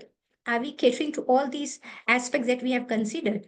Team care, interprofessional education, we did discuss this. Everyone is saying, collaborative intelligence. We heard that word. Yes, team care is coming up. But have we given a careful thought of how to take it forward? Right? We do think, okay, that's what we need to do, but how? Right? What are the strategies? How and what are the challenges that we are going to face? We are trying to revolutionize, right?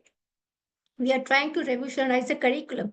We are trying to see, okay, AI is coming in, computer sciences, machine learning, NLP, everything is coming in. What was its perspective? Where and how are we going to use it?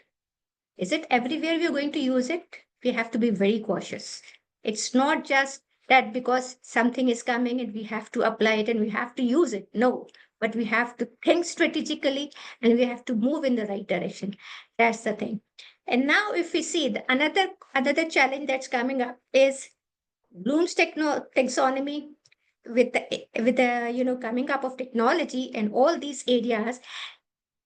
There's a time to think a thought to Bloom's taxonomy, whether this is going to be the right thing to move forward in designing our curriculum, or we have to make a more careful thought and give a careful thought and shift towards the humanistic approach. So taxonomy of significant learning is there, which also augments the humanistic approach, and it's not related to the hierarchical increase of or enhancement of knowledge, but rather it has domain-wise taxonomy. So maybe these kind of taxonomies can be looked together and see how we can contribute in this direction. With the evolution of competency framework, as I said earlier, yes, we have multidimensional, dynamic, and developmental all sort of competency frameworks. But when I was looking into the literature, hardly could I find any like, yeah, there are certain aspects that are coming up, but still, are there any competency frameworks that do talk about health informatics competency framework? Is there any kind of digital competency framework? Like still they are emerging, right? I was surprised that Saudi Meds have, come up with their health informatics framework. So this is something which is given, which needs careful thought, and the planners, organizers need to give this a thought.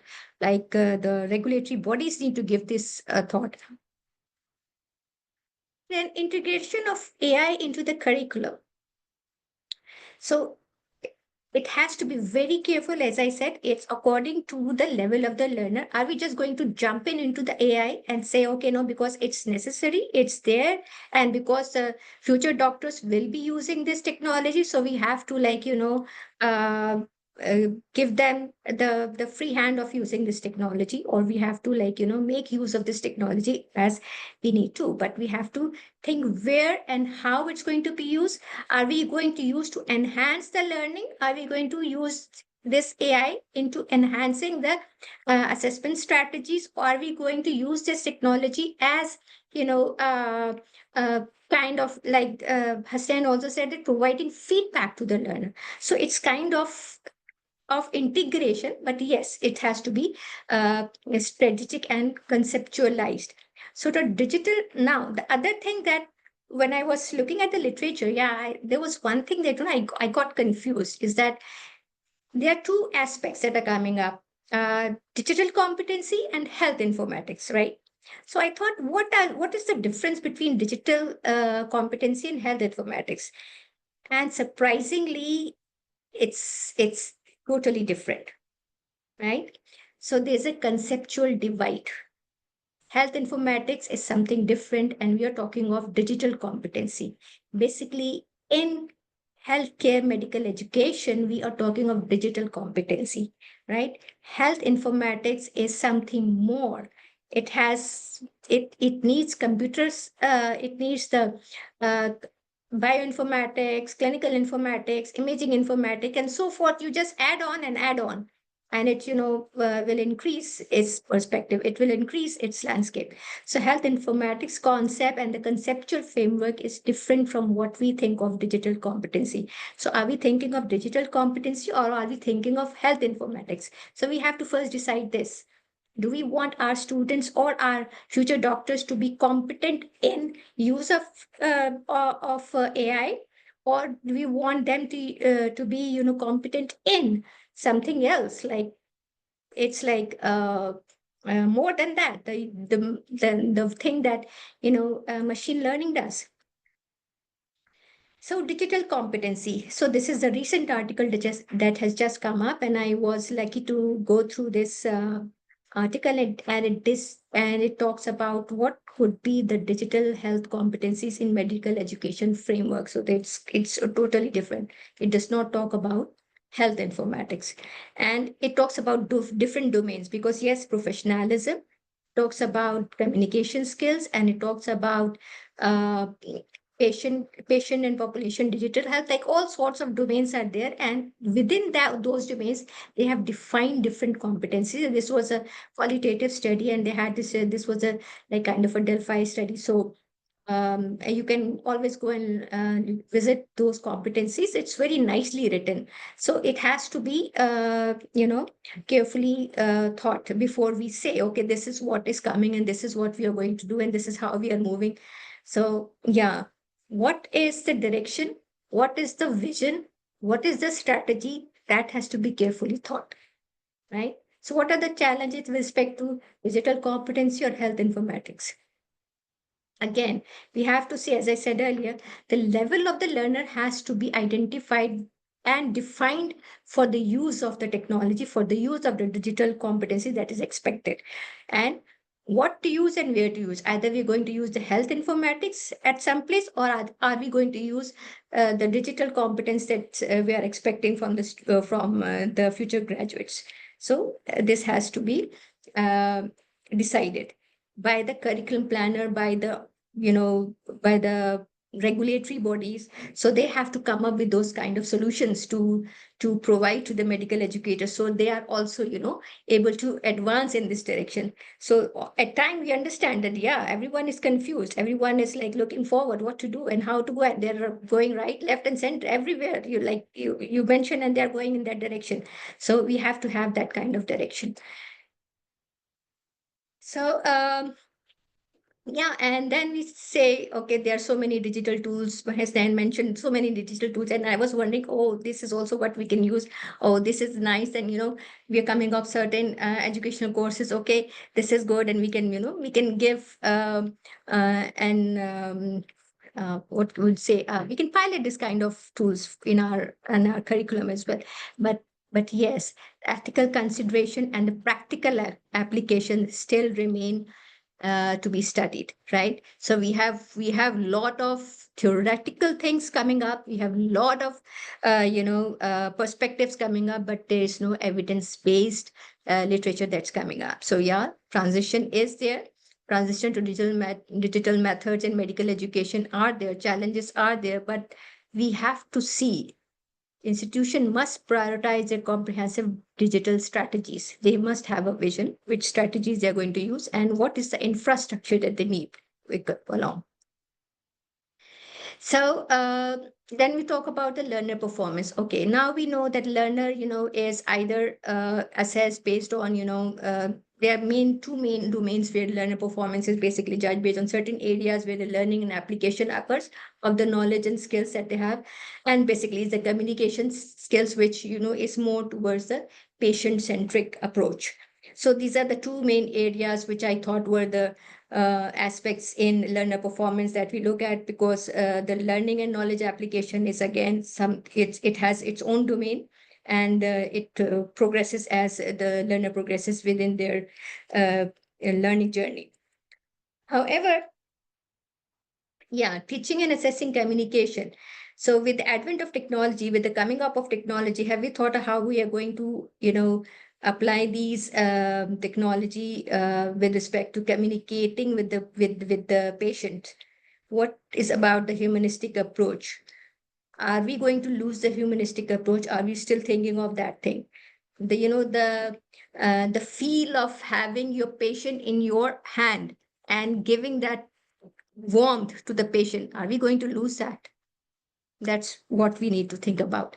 And yeah, there are certain guiding models that have been there based on which, the design models have been developed to assess and to teach these communication skills, but still assessment and everything with this, AI and technology is still a challenge. So in Lancet also, there's a recent article which was published in which talks about the challenges and opportunities for education, for educating health professionals after COVID-19. So what they have proposed, and I like that idea, basically is to, it's not having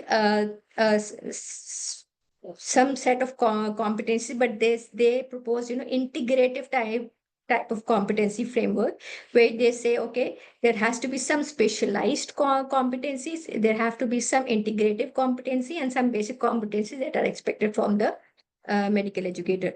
So, foundational competencies will be based on the knowledge and skills that they have based on their curriculum that they have, but specialized competencies, integrative competencies can be developed based on what we are expecting and what are the programmatic outcomes. Right.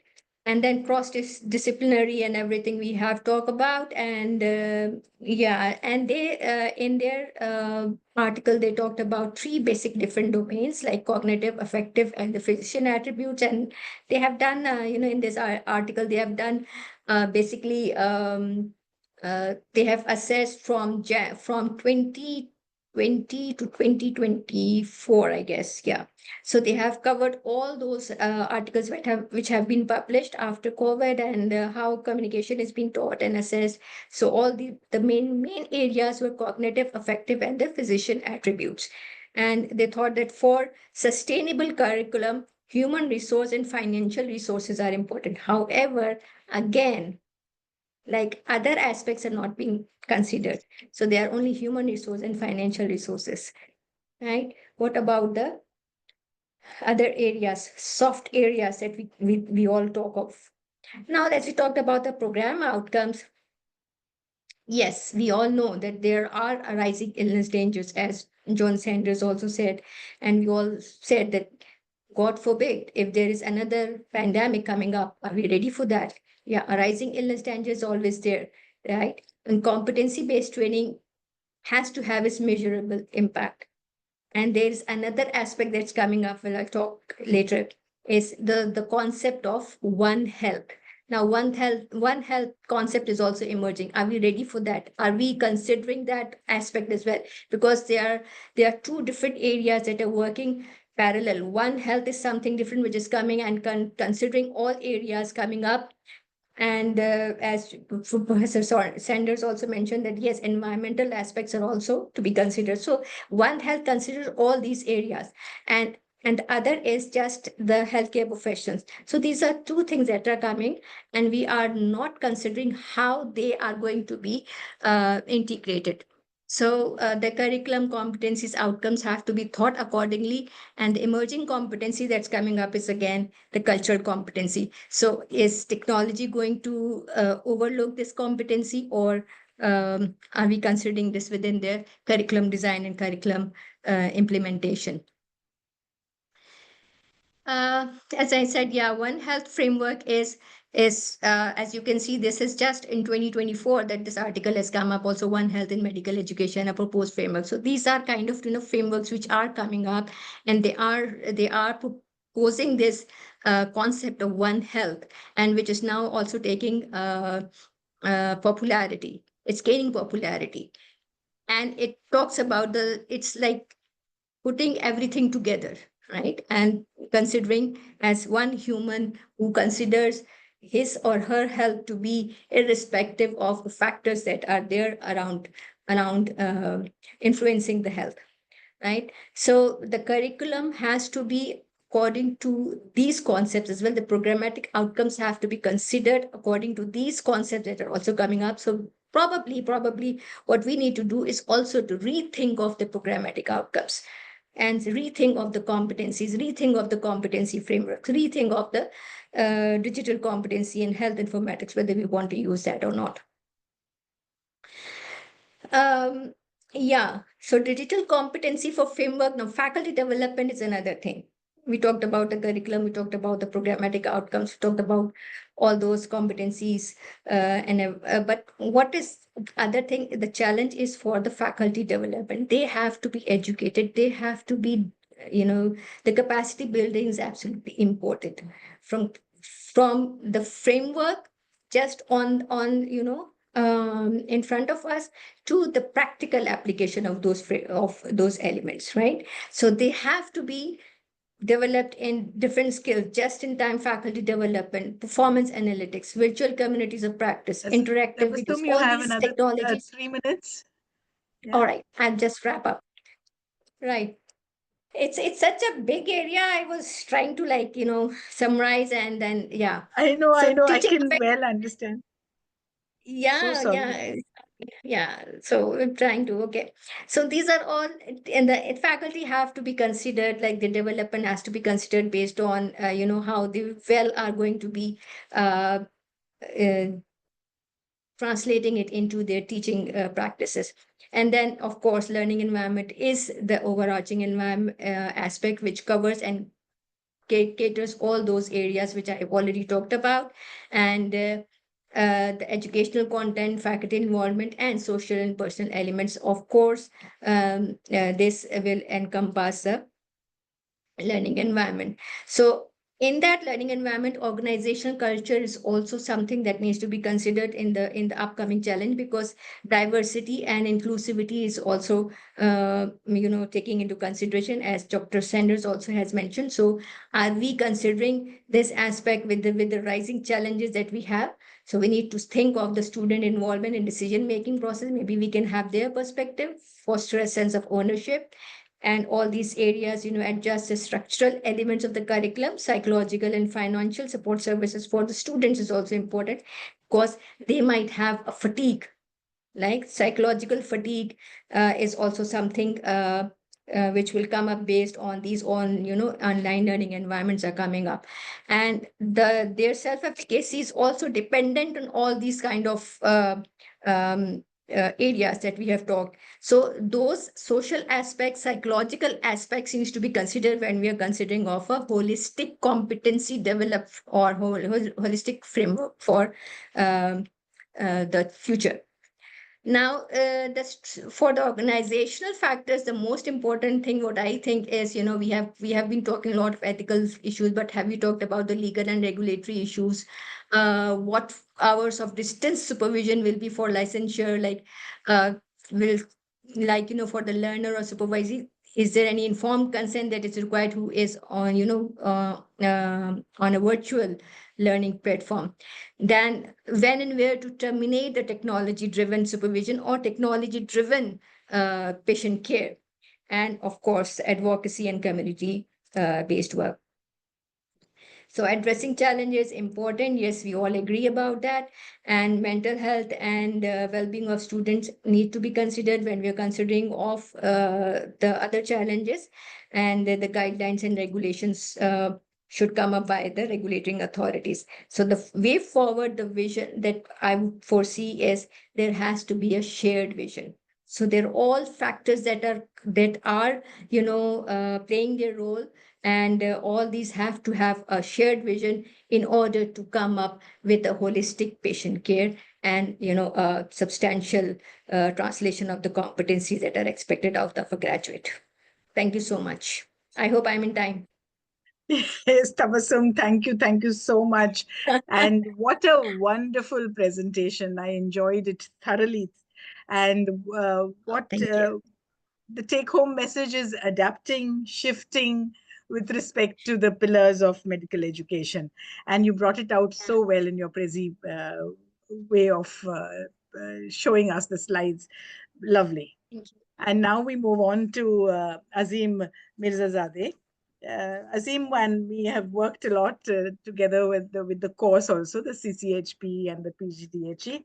And Azim is a professor of the Department of Internal Medicine and Department of Medical Education at the School of Medicine of Tehran University of Medical Sciences.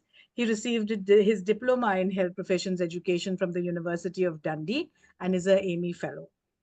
He is actively involved in different aspects of medical education and has contributed to research and development in medical education at the school, university, national and international levels, and was involved in the QA processes in Georgia and Bangladesh. He is currently the president of the Iranian Society of Medical Educationists, senior advisor of TUM's vice chancellor for education, and director of Education Development Center of Subtain University of Medical Sciences. So you can see that Azim wears many, many hats, and he will talk to us about quality assurance initiatives in the next 5 years. Over to you, Azim. Thank you. Thank you so much, Sucheta. Did you hear me? Yes, I can hear you well. Yes, and you could see the slides. Yes, we can see the slides. Thank Please you. go Thank ahead. you so much. It's my great honor and privilege to be among the top leaders in the field of medical education. Thank you from Siva and Professor Zaidi to invite me to contribute to this symposium. For the sake of time, I would like to go ahead and talk about the presentation. I would like to disclose that I have no obvious conflict of interest. I am a member of the Council on Undergraduate Medical Education Accreditation Committee of Iranian Accreditation Agency, and also some involvement in National Center for Quality Education Quality Enhancement of Georgia, and also a member of the advisory board of the National Accreditation Council for Accreditation of Medical Colleges of Iraq. But I'm not the staff or beneficiary of any accreditation system. And this presentation is just my point of view and not from TUM's, Tehran University of Medical Sciences, or Iranian Society of Medical Education. We are going to talk about quality assurance, and I have not time to talk about the meaning of quality and the meaning of assurance, and therefore, just as some questions: what is quality, and how we could talk about quality? And we heard lots about AI, lots about the future of medical education, the challenges, the perspectives, and all of them are somehow talking about equality. And also, what about the assurance and how we could assure equality? And these are compelling questions that we should address in every thought about quality assurance. I will try to talk a little bit about emerging topics and trends in medical education. And I'm more than happy that nearly all the aspects have been covered in my previous speakers' presentations. And this shows some sort of congruence among our findings independently. And then I swiftly moved toward key quality assurance initiatives. And the main part of my presentation is about future trends in accreditation. I am telling you about the reason that I choose accreditation as the main focus of quality assurance. When we talk about quality assurance, we should think about quality assurance in general. Every initiative to improve the quality of medical education could be considered as quality assurance activity. But on the other side, we talk about quality assurance as a regulatory system. And as you heard from Tabassum, she said about regulatory bodies. And regulatory bodies should think about the quality and how they should assure the quality as a regulatory system, for example, as an accreditation agency. But emerging trends and challenges, most of them have been covered by my previous speakers, but we a little about global challenges that will impose their impacts on the medical education in future, and also about technological advancements that many of our speakers today talked about it, and also changing health scale landscape that John mentioned in his talk about, for example, universal health coverage or other changes in the healthcare system. And also our learners are changing, and we should address their needs. Another issue is globalization of medical education and the major challenge of migration of health workers, and not only from south to north, it's also between northern countries. You could see such migration, and also about the focus on well-being. There are lots of global challenges. We usually talk about climate change, and at the same time, the peace and security, lots of conflicts around the world that impact on health and also impact on education and medical education. And therefore, we should think about how we could assure the quality of education in such situations, and also about what's the role of the quality assurance in medical education regarding climate change, and such things like gender equality, or the model for management of the whole world. And you know that the UN has been founded in 1945, and now more than 80 years pass, and what's the way toward future for UN and its role for managing many issues globally. The technological advancements, all of them has been covered by my previous speakers. And it's so interesting that these advancements could lead to complexities in quality assurance, and also assist quality assurance initiatives all around the world. About the healthcare landscape, you could see that we are moving from from service to value-based care. The health management are moving more toward population rather than just patient, and also the interprofessional collaboration is one of the most important pillars of quality health care, and therefore we should think about how we could assure the interprofessional education in our in every initiatives. As I mentioned, the demographics of our learners are changing. Their learning styles, and also their desires, and the generation Z, millennial generation. And we should think about what's the impact of this change on our teaching and learning activities, and they need to more flexible and personalized education and training. And also about the globalization of medical education.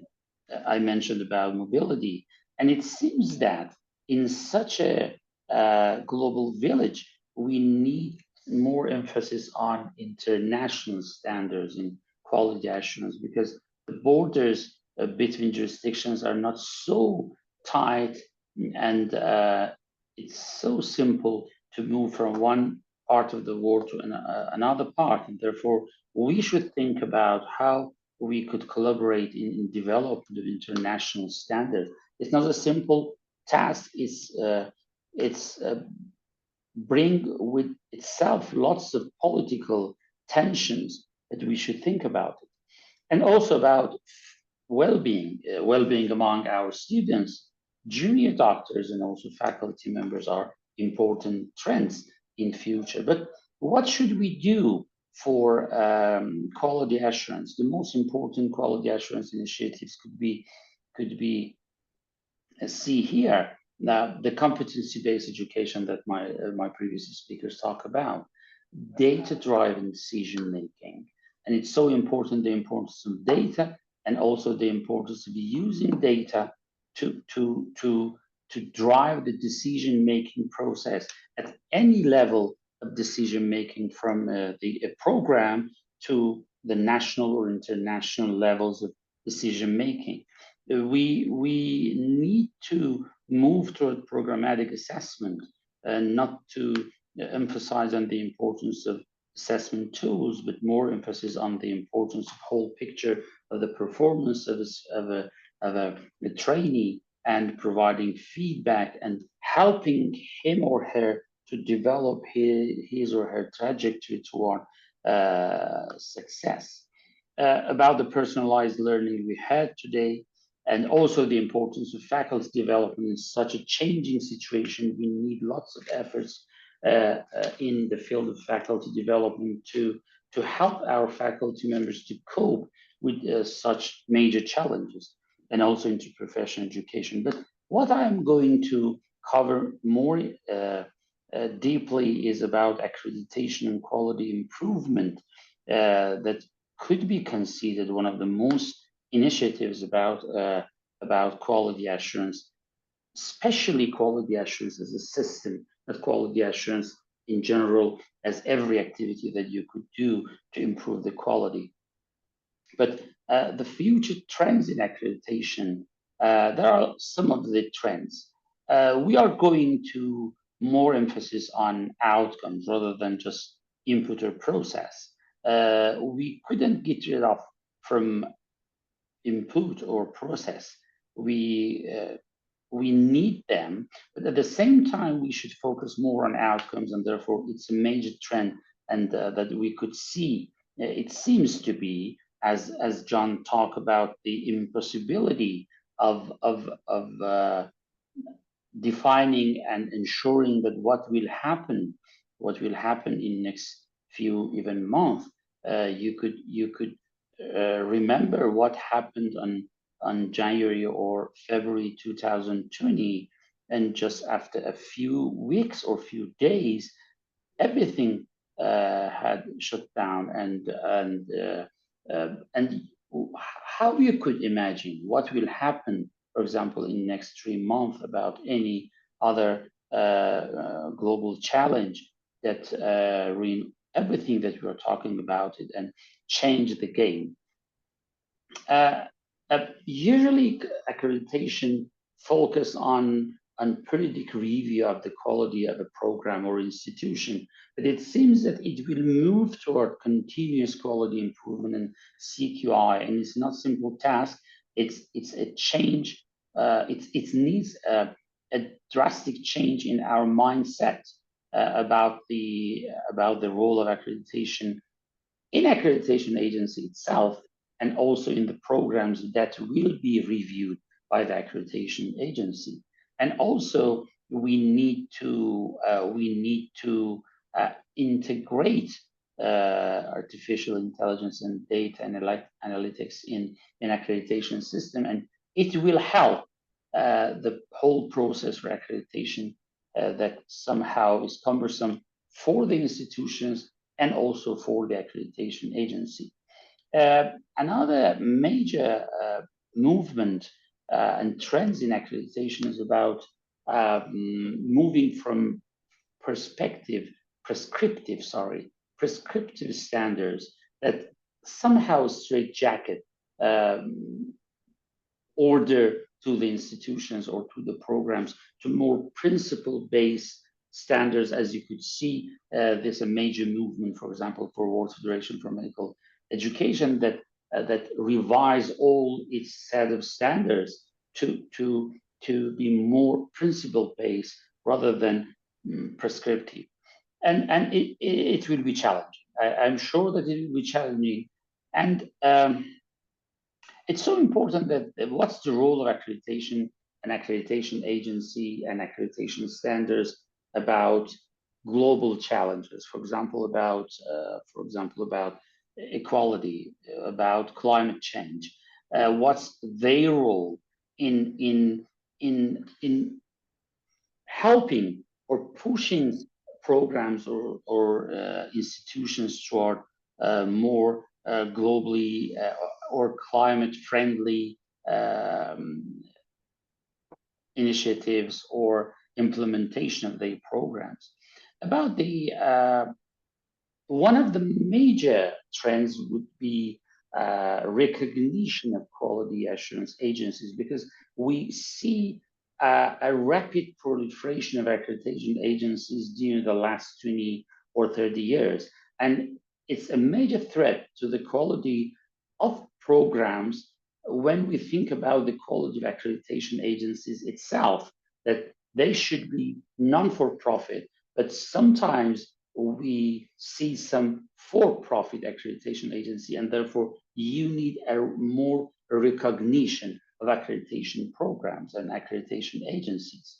It seems that we need a more regional cooperation among accreditation agencies, and also it might be possible, I'm not sure, but we should think about international agencies, or at least agencies that do work at international level, and lots of challenges there is here. And interestingly, more research on accreditation. It's a major pitfall for accreditation that there are scanty evidences about its impact on the quality of education, and there is initiative to provide more evidence about its impact. More emphasis on interprofessional education and accreditation, and also somehow at least global harmonization of accreditation standards. If we couldn't move toward international accreditation, that it seems so, but we need more harmonization between accreditation agencies about these standards.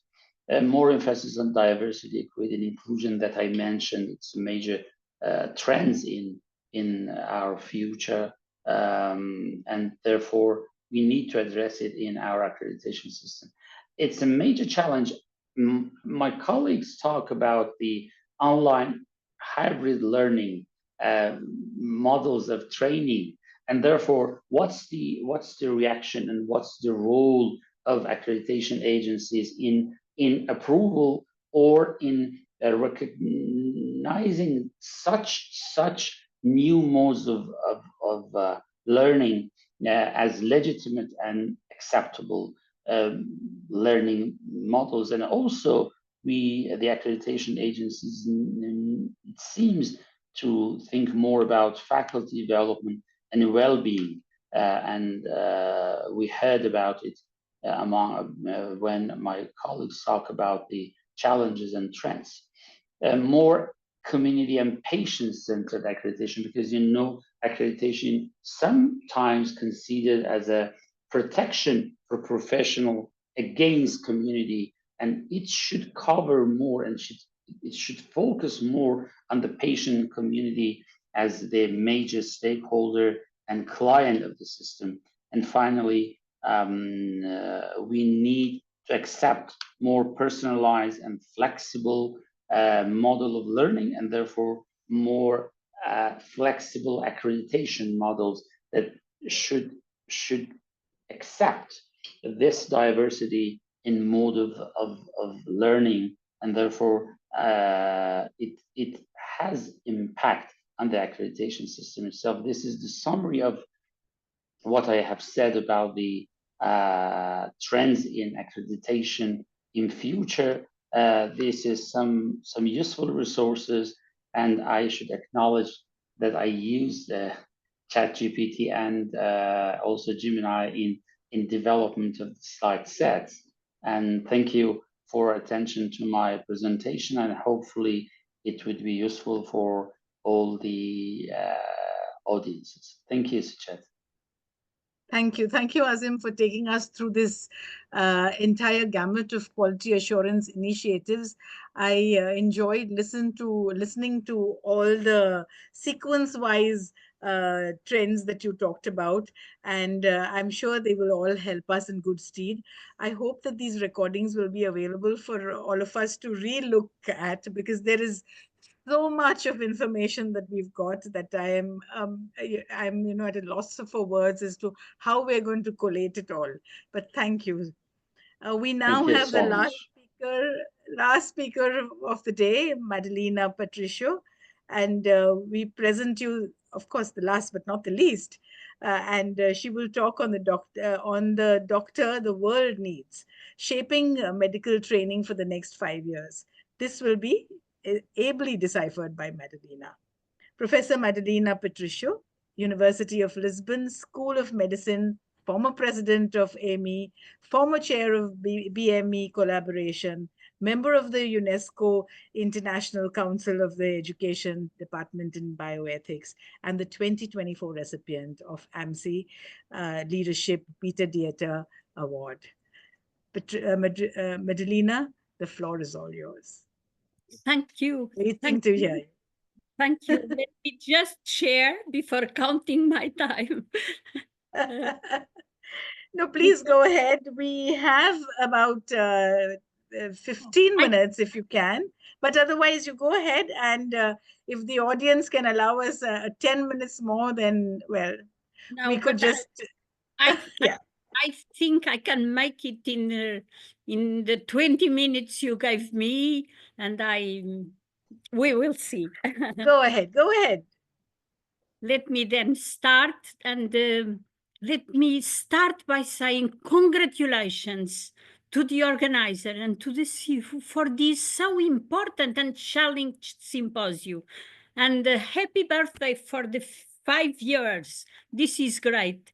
I also want to congratulate the teachers and the students that are joining this webinar in a Saturday, proving that they invest in medical education, which is great, because this is what the world needs. The topic I was giving was the doctor the world needs, shaping medical training for the next 5 years. And once again, thank you for having invited me. It's a pleasure and a great honor. And let me check the time, just 1 minute, put my, because I thought I have, okay. So. Go ahead, Mdalena. It is what I would like to say immediately. It was that it's curious, because the topic I was giving has curiously been questioned by medical schools in recent decades. And I share with you the cover of the the British Medical Journal in 2002. Could you believe? In 2002, it makes 24 years already. And the cover says, what's a good doctor and how do you make one? So this is the thing the schools are looking for always. And what I can say right away is that it's extremely difficult to answer this question, not because the world is in evolution with dramatic changes, and we have seen just from the presentation of my great friend, Professor Azim, how the world is changing, but also because in education, no recipe can be applied universally. So it's very difficult to reply. Having said this, let's try. The doctor the world needs. When I was thinking on what to talk in this presentation, in this discussion, I think that I needed to identify the main past and the most current challenge in medical training, as well as the curricular changes we should introduce to reply to these challenges. So I structure my presentation in 4 parts. Main past challenges for the last decade and needed curricular changes. Main current challenges now, what we are facing now, needed curriculum changes. Then some very short main lessons from training doctors at the Faculty of Medicine, and then final message. Part 1. Let's talk about the challenge in medical education during, let's say, the last decade to see what we need to change for the future doctor. It was indeed a period very difficult for medical education because of the complexity of our lives with implications for health. And if I can start and talk about this, I can talk about globalization, about explosions of medical knowledge, explosion of new technologies, new patients, new expectations, new requests from the patients, social accountability of medical schools that are now compulsory, health and education priorities not aligned, no collaboration among stakeholders, and also the fact that students are arriving now at our schools and they are completely different from the past students. Let's start by the first one, globalization, with new ports, new opportunities, and new mobility for doctors and students. What does this imply? A global curriculum. For a global doctor, we need a global curriculum. And Jenny Loon told us that the curriculum must enable the students with sound knowledge of global issues, with skills for working in an international context, and also with values for a global citizen. And this is extremely important because it's an area almost neglected. Now we are paying more attention, but even so, globalization also implies a curriculum focused on product and not just in the process. Why? Because the process is without any doubt important, but it's not the essential thing. For globalization, it's the product. And we need to apply and to introduce what Ronald already said in 1999, an education based in results, because it's the only way to be sure that all around the world, in the global world, all doctors have enough competencies. But let's move to a second challenge, explosion of medical knowledge. And here we need a curriculum focused on nuclear, focused on the core. We are adding more and more and more to the curriculum, but we need to be attentive. Third challenge, explosion of new technologies. This is crucial, the attention we need to pay to this, because investing in technology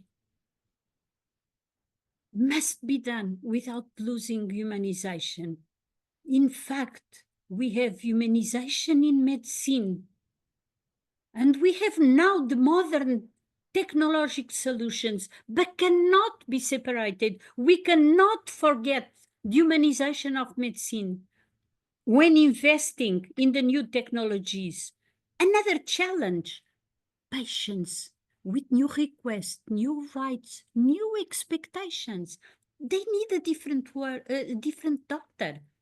And you know that it was Theodore Roosevelt, a president of the United States, that said, nobody cares how much you know as a doctor until they know how much you care. And we need to keep this always when we are planning our curriculum. We need a more humanized medicine to deal with new patients.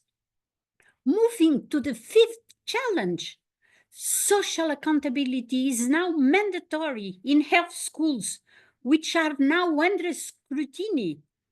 And this is the logo of a conference in East Anglia, South Africa in 2011, where the main directives for social accountability were agreed. And among them, we have the responsibility of students. And I will be back more to the near of this presentation, because this is important in the changes we will make.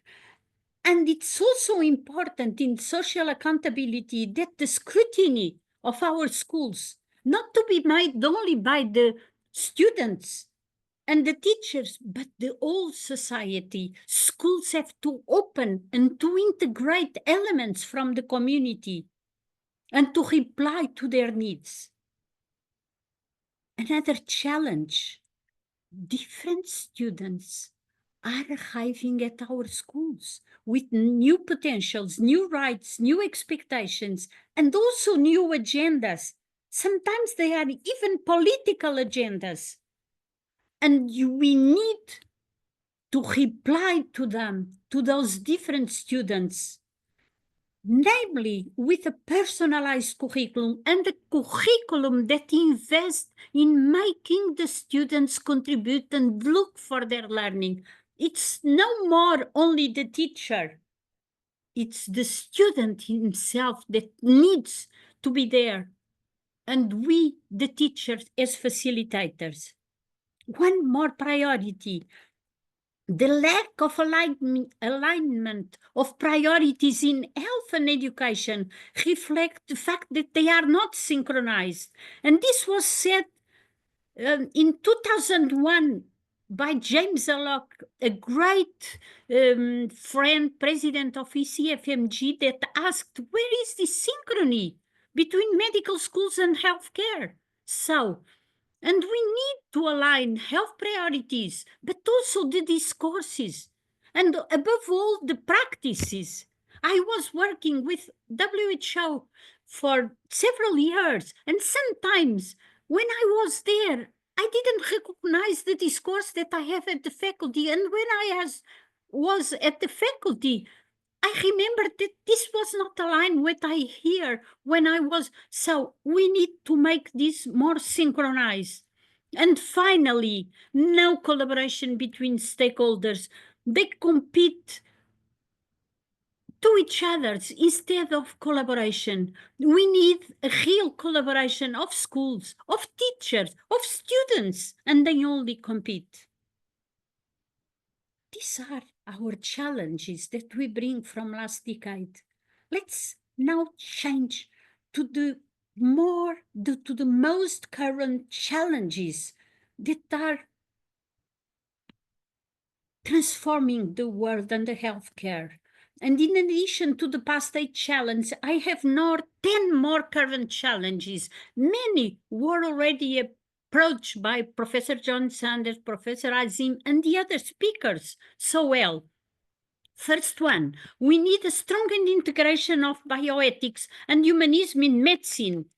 We need courses on bioethics, medical humanities, and so on. We need ethical training in AI. We need course-based learning. And why? Because we need to prepare doctors for ethical decision-making in AI-driven, in also to be able to reply to the old changes and to ensure patient-centered compassion care, despite the world in evolution. Second challenge, digital health and AI proficiency.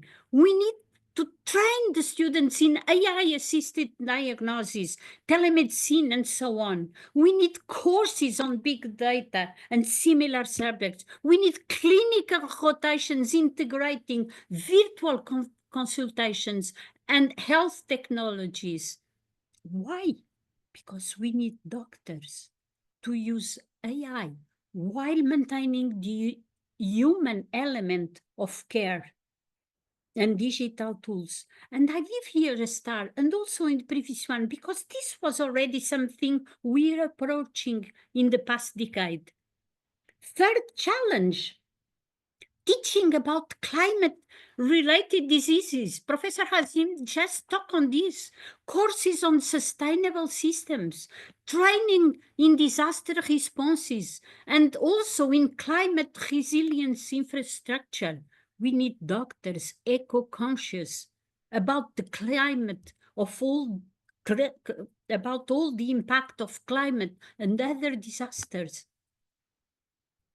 Another challenge, precision medicine and genomics.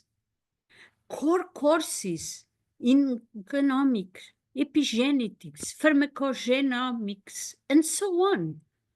And case studies on ethical concerns in gene editing and genetic data privacy.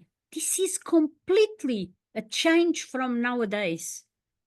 We need future doctors to focus on personalized elements. We need them trained to explain the genetic risks to patients' responsibility.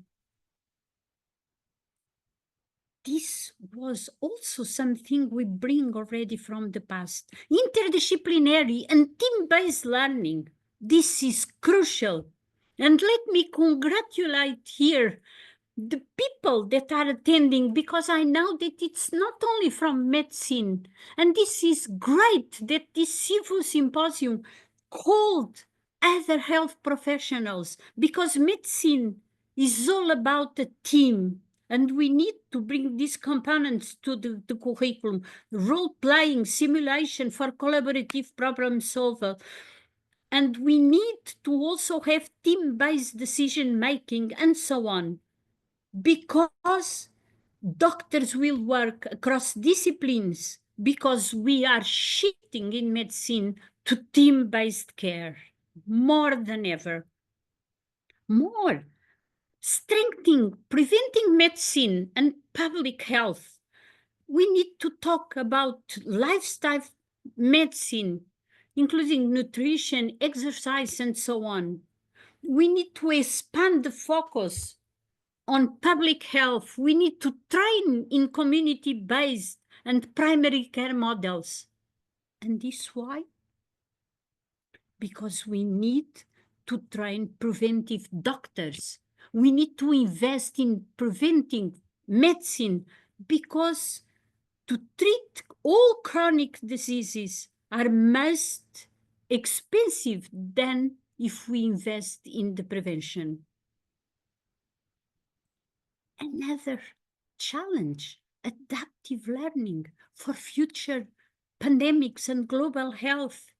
We need to have the doctors prepared for these problems. And we have seen this when we have been through the COVID-19. case studies on global health system, simulated based crisis management, and so on. We need to have the doctors ready for these emergent threats. They must think beyond the national borders, and we go back to our first past challenge. You remember the globalization, a global doctor. Another challenge, medical misinformation, health communication and advocacy, courses on avoiding and how to deal with medical misinformation, because this is terrible. Training in social media literacy, role playing, etc. We need to prepare doctors, because the misinformation is the major threat in medicine and spoil the public trust. These are what I select as the current changes that were not 10 years ago with us. Let's move now to the final message. The doctor the world needs is a more humanized doctor, capable of transforming the world for a better society, bioethically informed, AI-enabled, globally aware, and patient-centered leader. Past and current challenges that we have been talking and consequent curricular changes that were highlighted are not incompatible. And the reform of medical education should not be reduced to a choice between the humanization and now the technologies. No. Humboldt in 2017 already said that the reform of medical education should not be to choose between competing theories. No. So we need for the doctor of the future to take the best from the past and include what we see that are not the future, or at least the present. A message I taken from the Lancet in 2010. We need a third level of teaching learning at the health professions education. The Lancet told us about 3 levels of learning and of teaching. The first one is informative learning, acquiring knowledge and skills. The second one is formative learning, to socialize the students around the values. And it was a strength in the last decade. But there is a third level of teaching and learning. And it's about transformative learning, developing leadership attributes in our students. With the first one, we create experts. With the second, we create doctors with professionalism. And with the third, we created enlightened change society agents capable of making a better society.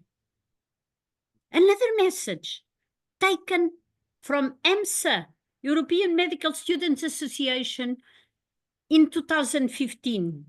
We need a different attitude. And you know how? Why? This was what I learned when I looked at the website at EMSA, when I was asked to talk at their assembly in 2015. Today, medical students trust. I was curious. But then it opened in doctors of the future.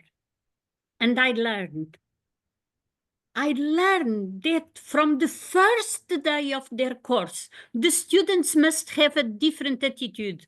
They are not students of law, of mathematics, of science, of history. No, they are medical students. So they must have a different attitude. They must be responsible. They cannot just go to the and study for the test to have 20 or 19. No, they need to study for the test because they will be at the emergency in a hospital and they need to know when someone in front of them is suffering. So students and teachers must treat the students considering them as future professional doctors. Message 4, taken from introducing transformative teaching at our faculty since 1905, and I have no time to talk about this. We need everyone in the school and in the hospital, if there is a university hospital attached, from the dean to the students, to the teachers, to the administrative, to the patients. We need them all to transform and to prepare the future doctor. I'm not seeing you, so I cannot make questions and see if you are replying. I don't know if you know, what is this picture?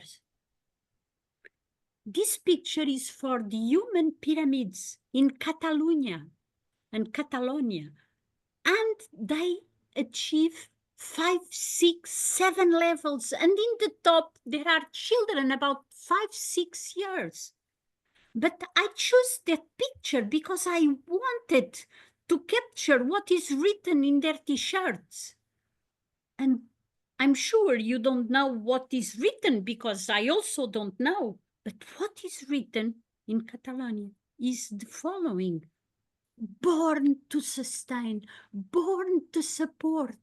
So these men are sustaining the others, and what they achieve depends on the after, from those very low until the top. The same in the schools. If you want to prepare a doctor, we need a project from all faculty, from the dean to the others, and work for this. Fifth message, taken from Gandhi.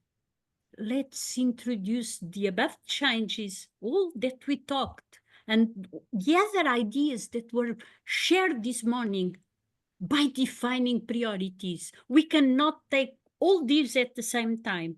So let's go step by step, preparing the doctor of the future. Gandhi, Mahatma Gandhi told us that actions express the priorities.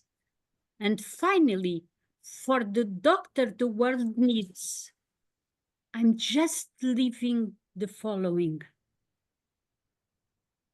Health system, health professions education,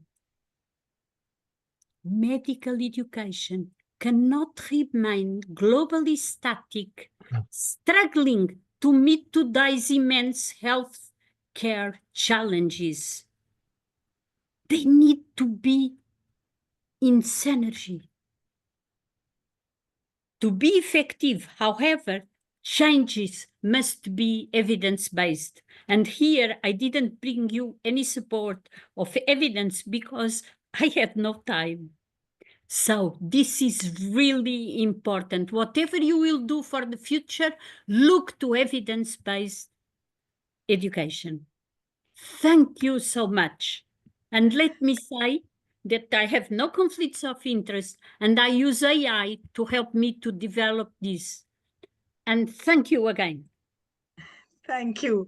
Thank you, Mdalena, for this wonderful journey into how we can use medical training and shape the futures of our doctors.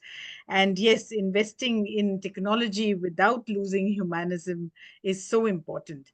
And that is the take-home message that, and there is so much that we learned from you.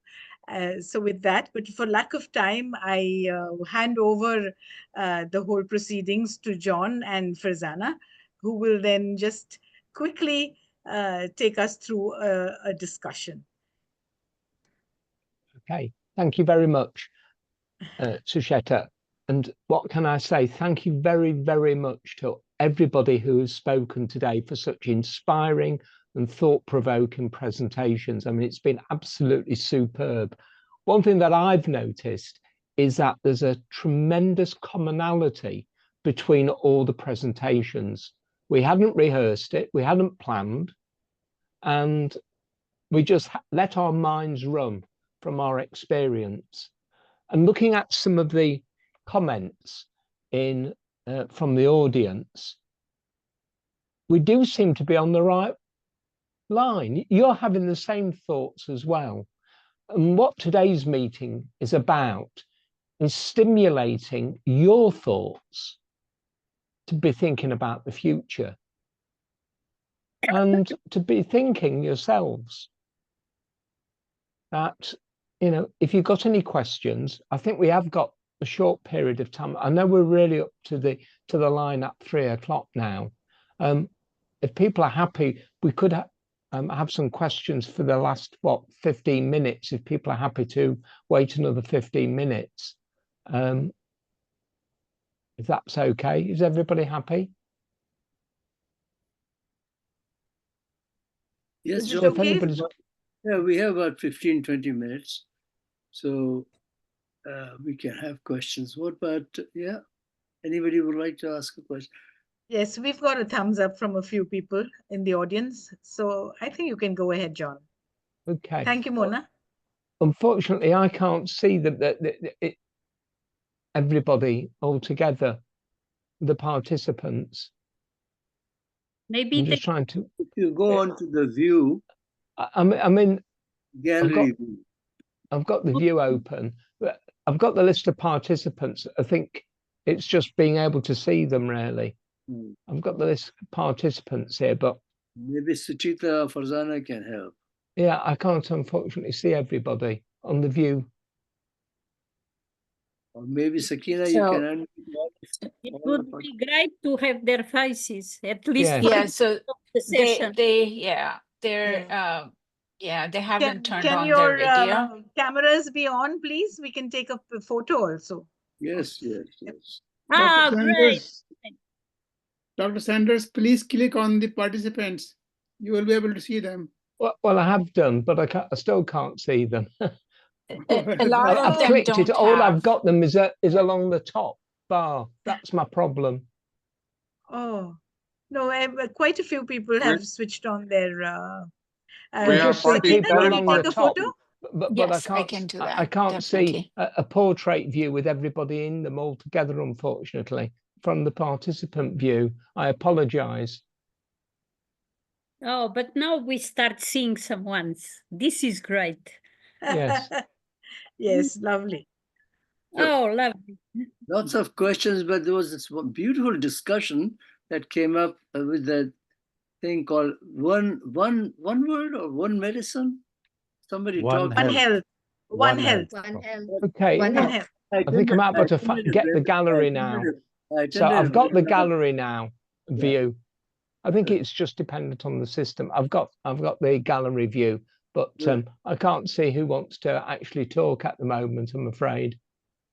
So John, I was commenting, there was this webinar I attended 2 weeks ago on one word, I think, or one health, whatever Tabassum mentioned, where they want to integrate veterinary medicine with osteopathy to conventional medicine to advanced medicine, so that a future doctor will know everything that's happening. He doesn't have to look for a bat in China. He can find out where this bug is coming from.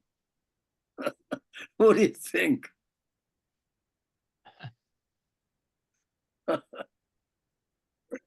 Well, this is an interesting thing that's coming up, but it is there, and people are like, at least not to replace all those professionals who are there out working in these areas, but yes, to have the knowledge and background in order to,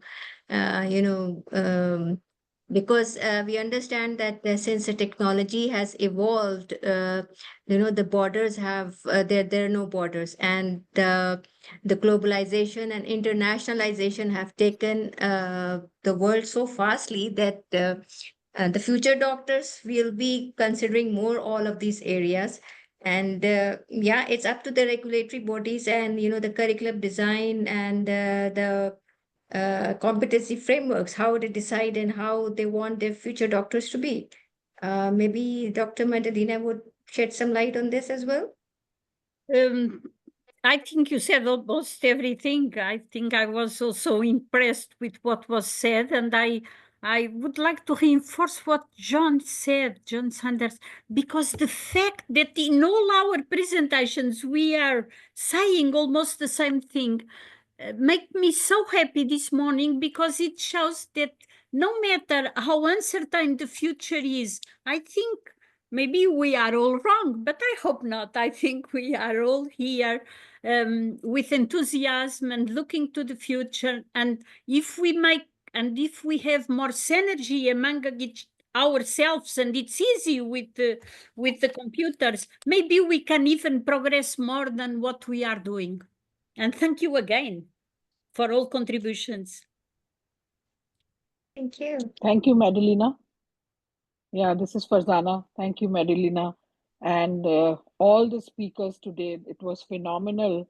And after attending such a vibrant, discussions and presentations, really, it has emerged as a way to think as to how the future doctors, as very rightly said by Mdalena, that how to prepare the future doctors and how to go about it, how the deans, administrators, all the faculty have to come together and embrace all the changes, take from the past what is good, and keep on integrating newer technology with the human approach.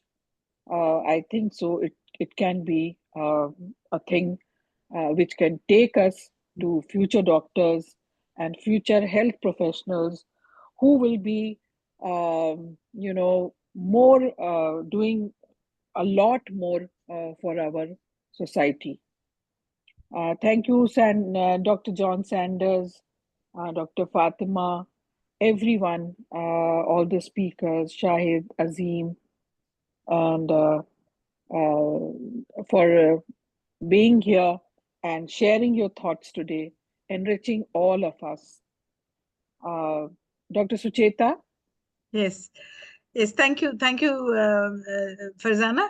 And John, would we like to continue with what? Yeah. I mean, we were chatting a little bit earlier on the chat. Yes. I'll mention it, Sucheta, is that it's been such a rich meeting that I think the challenge is how do we capture it?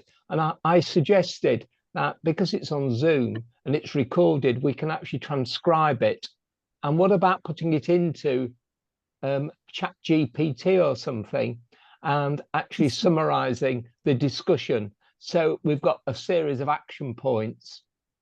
So we've got Hasnain who's going to do that for us. Well, yeah, well, I kindly put that down, yes. John and I sort of connived this. Yeah, just to let you know, we have AI already embedded inside Zoom. So if you look at on top next to recording, that is AI. So it's capturing all what we have talked and it will translate into text. And you can interact with. Yes, it is. Yes, I can see that is the blinking one. Yes. Blinking one. That is AI sign, AI logo. So can I ask John, Azim, all the scholars, Shahid, what is the message that we're giving to the audience? And is there any particular message, like the comment, everything was common, like we came from different continents without planning. It appears that the mission was the same. But what is the ultimate outcome? What recommendations can we give from the symposium? For me, it's hope. That there is hope. That's the main thing. For me, it is challenge. Yes, but well, that's the other side. That's the other side to hope. So whenever there are challenges, there are opportunities. Yes. So that is also. Shahid? Shahid is gone, I think. Anybody else? I'm here. So yeah, it was a wonderful speaker, listening to the speakers from all aspects of the symposium that we chalked down. Thank you to all of you for participating with your given areas. But what I would like to say as the what changes are we looking to forward, and the most important role that I see, what Azim has talked about, is the role of the accreditation and their standards. Now, if you look at the standards, every accreditation body is changing their standards now. Previously, they have 40 standards, and many have come up with 100 over standards now, in alarm of the situation that the societal need is in healthcare. So whatever we produce, our product, they are knowledgeable there, but how do they apply the knowledge to the real facts, to the real situations, is more important. So we need to change our curriculum towards that with the accreditation standards. But again, to Azim, with all my apologies, sometimes I see the accreditation panels not being, how should I place it, that what we are looking forward to, and some of the changes that the world is looking forward to be to have their fit to practice graduates and all. Sometime, and we talk about the competency base and all, sometimes these panels overlook these areas, and they are still very, very traditional in their standards. Now I have to see many accreditation board have been changing their standards, and I see how they implement it. Because having a standard is one thing, and having get it implemented is another thing. So on ground, what changes is the real change. On papers or curriculum, what changes is not the real change.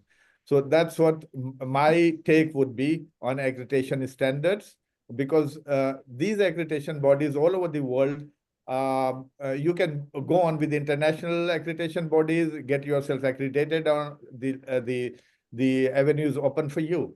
But the point is, once the accreditation you get, actually, do you implement all those standards, or those are still part of your curriculum book, not actually implemented on ground?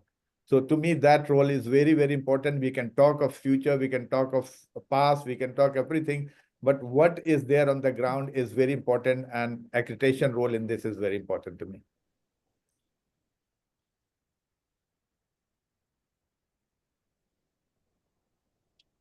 And the other part I would like to comment is the competency-based medical education in undergraduate practice.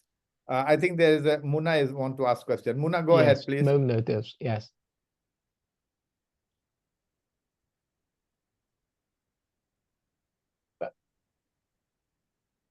Mona? Yes, Mona, please go ahead. You're muted. Yes, please. Yes, hello, this is Mona Sheikh from Saudi Arabia. I really enjoyed those talks. I cannot explain how much I benefited from it. But my question is, with all those emergent trends, and we know that changing curricula and competency frameworks takes a while. So what would you advise as a quick win? I mean, if we take those changes by the roadmap, it will take at least a year or two. How can we achieve some of that with a shortcut till we achieve the big proper change?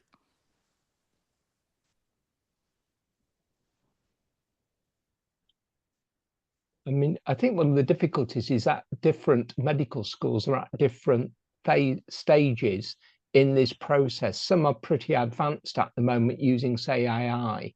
Some are already having awareness of global issues. Some of them are already doing aspects related to multi-professional, which includes, I'm not talking about health professions, I'm talking about doing projects with engineering, say service learning with engineering, or student elective projects with computing, or with ecologists.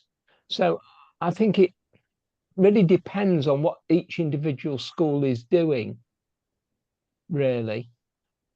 Yeah, but to change the program learning outcomes, and I mean, we are in the process. Our Saudi Commission and National Commission, they are doing a lot to change the competency framework. And I know they are moving towards health informatics, digital health, interprofessional education, and all of these emerging trends. But the issue is now what we do before, changing curricula is a big process, is a long process. So do we, for example, add courses or do workshops? What is, in your opinion, the best shortcut or quick wins in this situation? If I may say something, I think, as Professor John said, all schools are in different position in terms of advancement to these new trends, and also all schools are different in terms of their resources. For some schools, they may have excellent teachers that are capable of webinars or dynamizing in some way. For other schools, there are other solutions.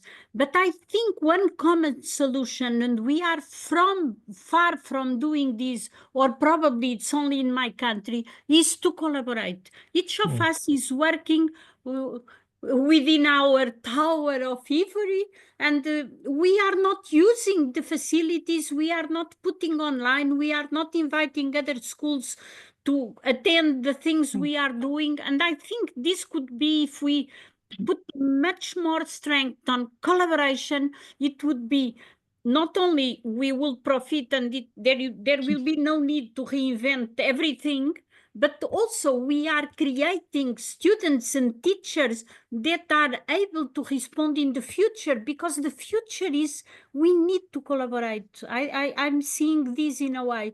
And the other second thing, I think that each progress we are made, no matter if we are still far, the fact that we are changing and attentive, this will pass through the faculty. And if you involve all the people, they are engaged in this. No matter if we are a little bit later or in advance, we will arrive there, I'm sure. I'm very optimistic. Yeah. I think there's a great dilemma of wanting to do little bits and tinker. It's a bit like building something out of Lego. So you've got a piece of Lego and you want to build it. And the trouble is you keep adding little bits to it. And eventually it becomes something which is totally unrecognizable and starts falling over. It can't. And I think it's only too easy to keep adding little bits to a curriculum which is already overcrammed. I think the secret, as you're saying, is that what we need to do is to actually have time. What can we do now is actually to sit down with colleagues, dismantle mentally the current curriculum, and then to begin to rebuild it. Because I honestly do not think that it's worthwhile trying to tinker just doing little bits. Because if we're going to move forwards, what we end up doing is creating something which is not really fit for the future. And that's why I gave the analogy with a Lego. It becomes to the point where it just becomes unwieldy, unrecognizable. It doesn't fit the students, it doesn't fit the staff. And I think it's about saying a curriculum is only good for 5 years. It needs to be constantly refreshed. And we should be putting our efforts now into saying things need to be different. Let's draw the line across the sand. We need to think differently. Let's envision where we should be going in the next 5 years. And okay, there may be issues related to the fact that the accreditation agencies haven't moved along that, but it takes a while to plan the changes, but get people talking about it and start beginning to make more wholesale changes. Well, I just said, Absolutely, yeah. So much material we have gathered for the new book that's coming up under your editorship. The future signals. Everything is there. You don't have to get any. So much material has come out. Yes. Wonderful. Right. If I have to say something to Muna's question, what is the shortcut to achieving all this? I think Muna has a very relevant question. We talk in theories a lot, but what is getting implemented on ground? So I think the best part to this would be thinking of the educating the educators. For example, we all have been engaged running the certificate, diploma, and the master courses in medical education. But we have to look back into our curriculum there first. Are still we teaching them about the learning theories? Are we still teaching about the various principles and and not really looking into what is happening today and what is the next being in the offing for us? So medical educators, so faculty development at the level of the medical educators, we all get a chance change our. I'm changing all the topics in these sessions that I've given to more on learning analytics and inclusivity and accommodating the disability. There has been, for example, I tell you accreditation. Shahid, I think we're okay. we're really Yeah. Okay. Over to you, Sucheta. Over to you, Sucheta. Okay. Thank you. That's very useful. Thank you. I see just a quick something from Azim and a quick something from Tabassum. I see two raised hands. So two points about the Mona. I am more than happy to meet you, Mona, here.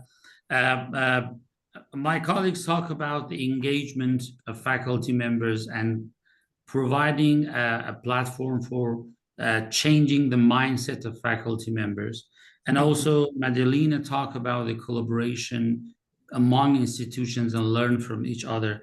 I would like to add one point that we need to have a long roadmap, but we should start with small steps.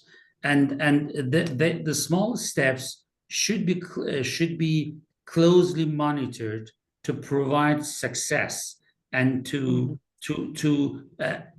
motivate the faculty members that we could do something to improve. But it should be in a large scale picture and plan. Otherwise, it leads to chaos. About the question of the comments of the Shahid, I absolutely 100% agree with you. In 90, there are some investigations and publications from the side of AAMC by David Qasim about the role of accreditation agencies. And it's interestingly that he mentioned that sometimes accreditation agency resist against change. And therefore, that is the reason that we discussed with WEFME when we were talking about the recognition guidelines and recognition program guidelines, that we should ask any accreditation agency to continuously renew itself before asking the medical program, for example, to continuously renew themselves. The accreditation agency should have growth mindset. Thank you. Thank you, Azim, for that. Yes. So thank you. I'll just I'll just take a couple of minutes only. Wonderful talk, and everyone has presented such insightful aspects into the future that we all don't know what's coming up.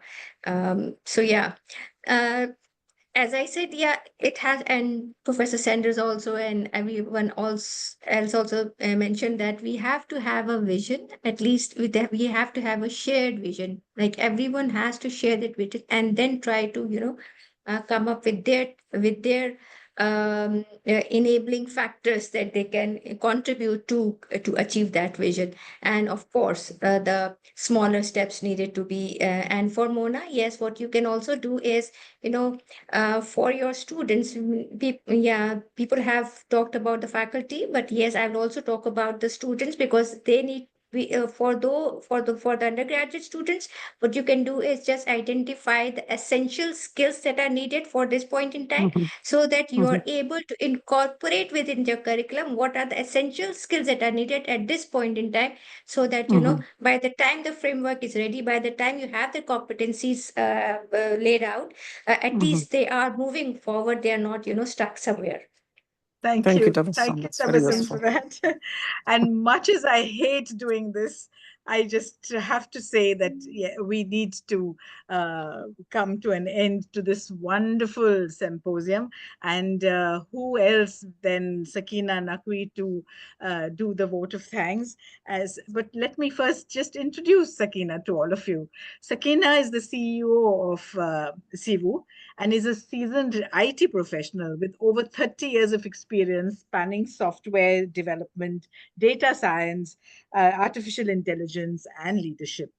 And beyond her professional endeavors, she's deeply committed to giving back to the community, whether through mentoring aspiring tech enthusiasts or volunteering for meaningful causes. She dedicates her time and expertise wherever needed. And we've seen that so much in our journey with her.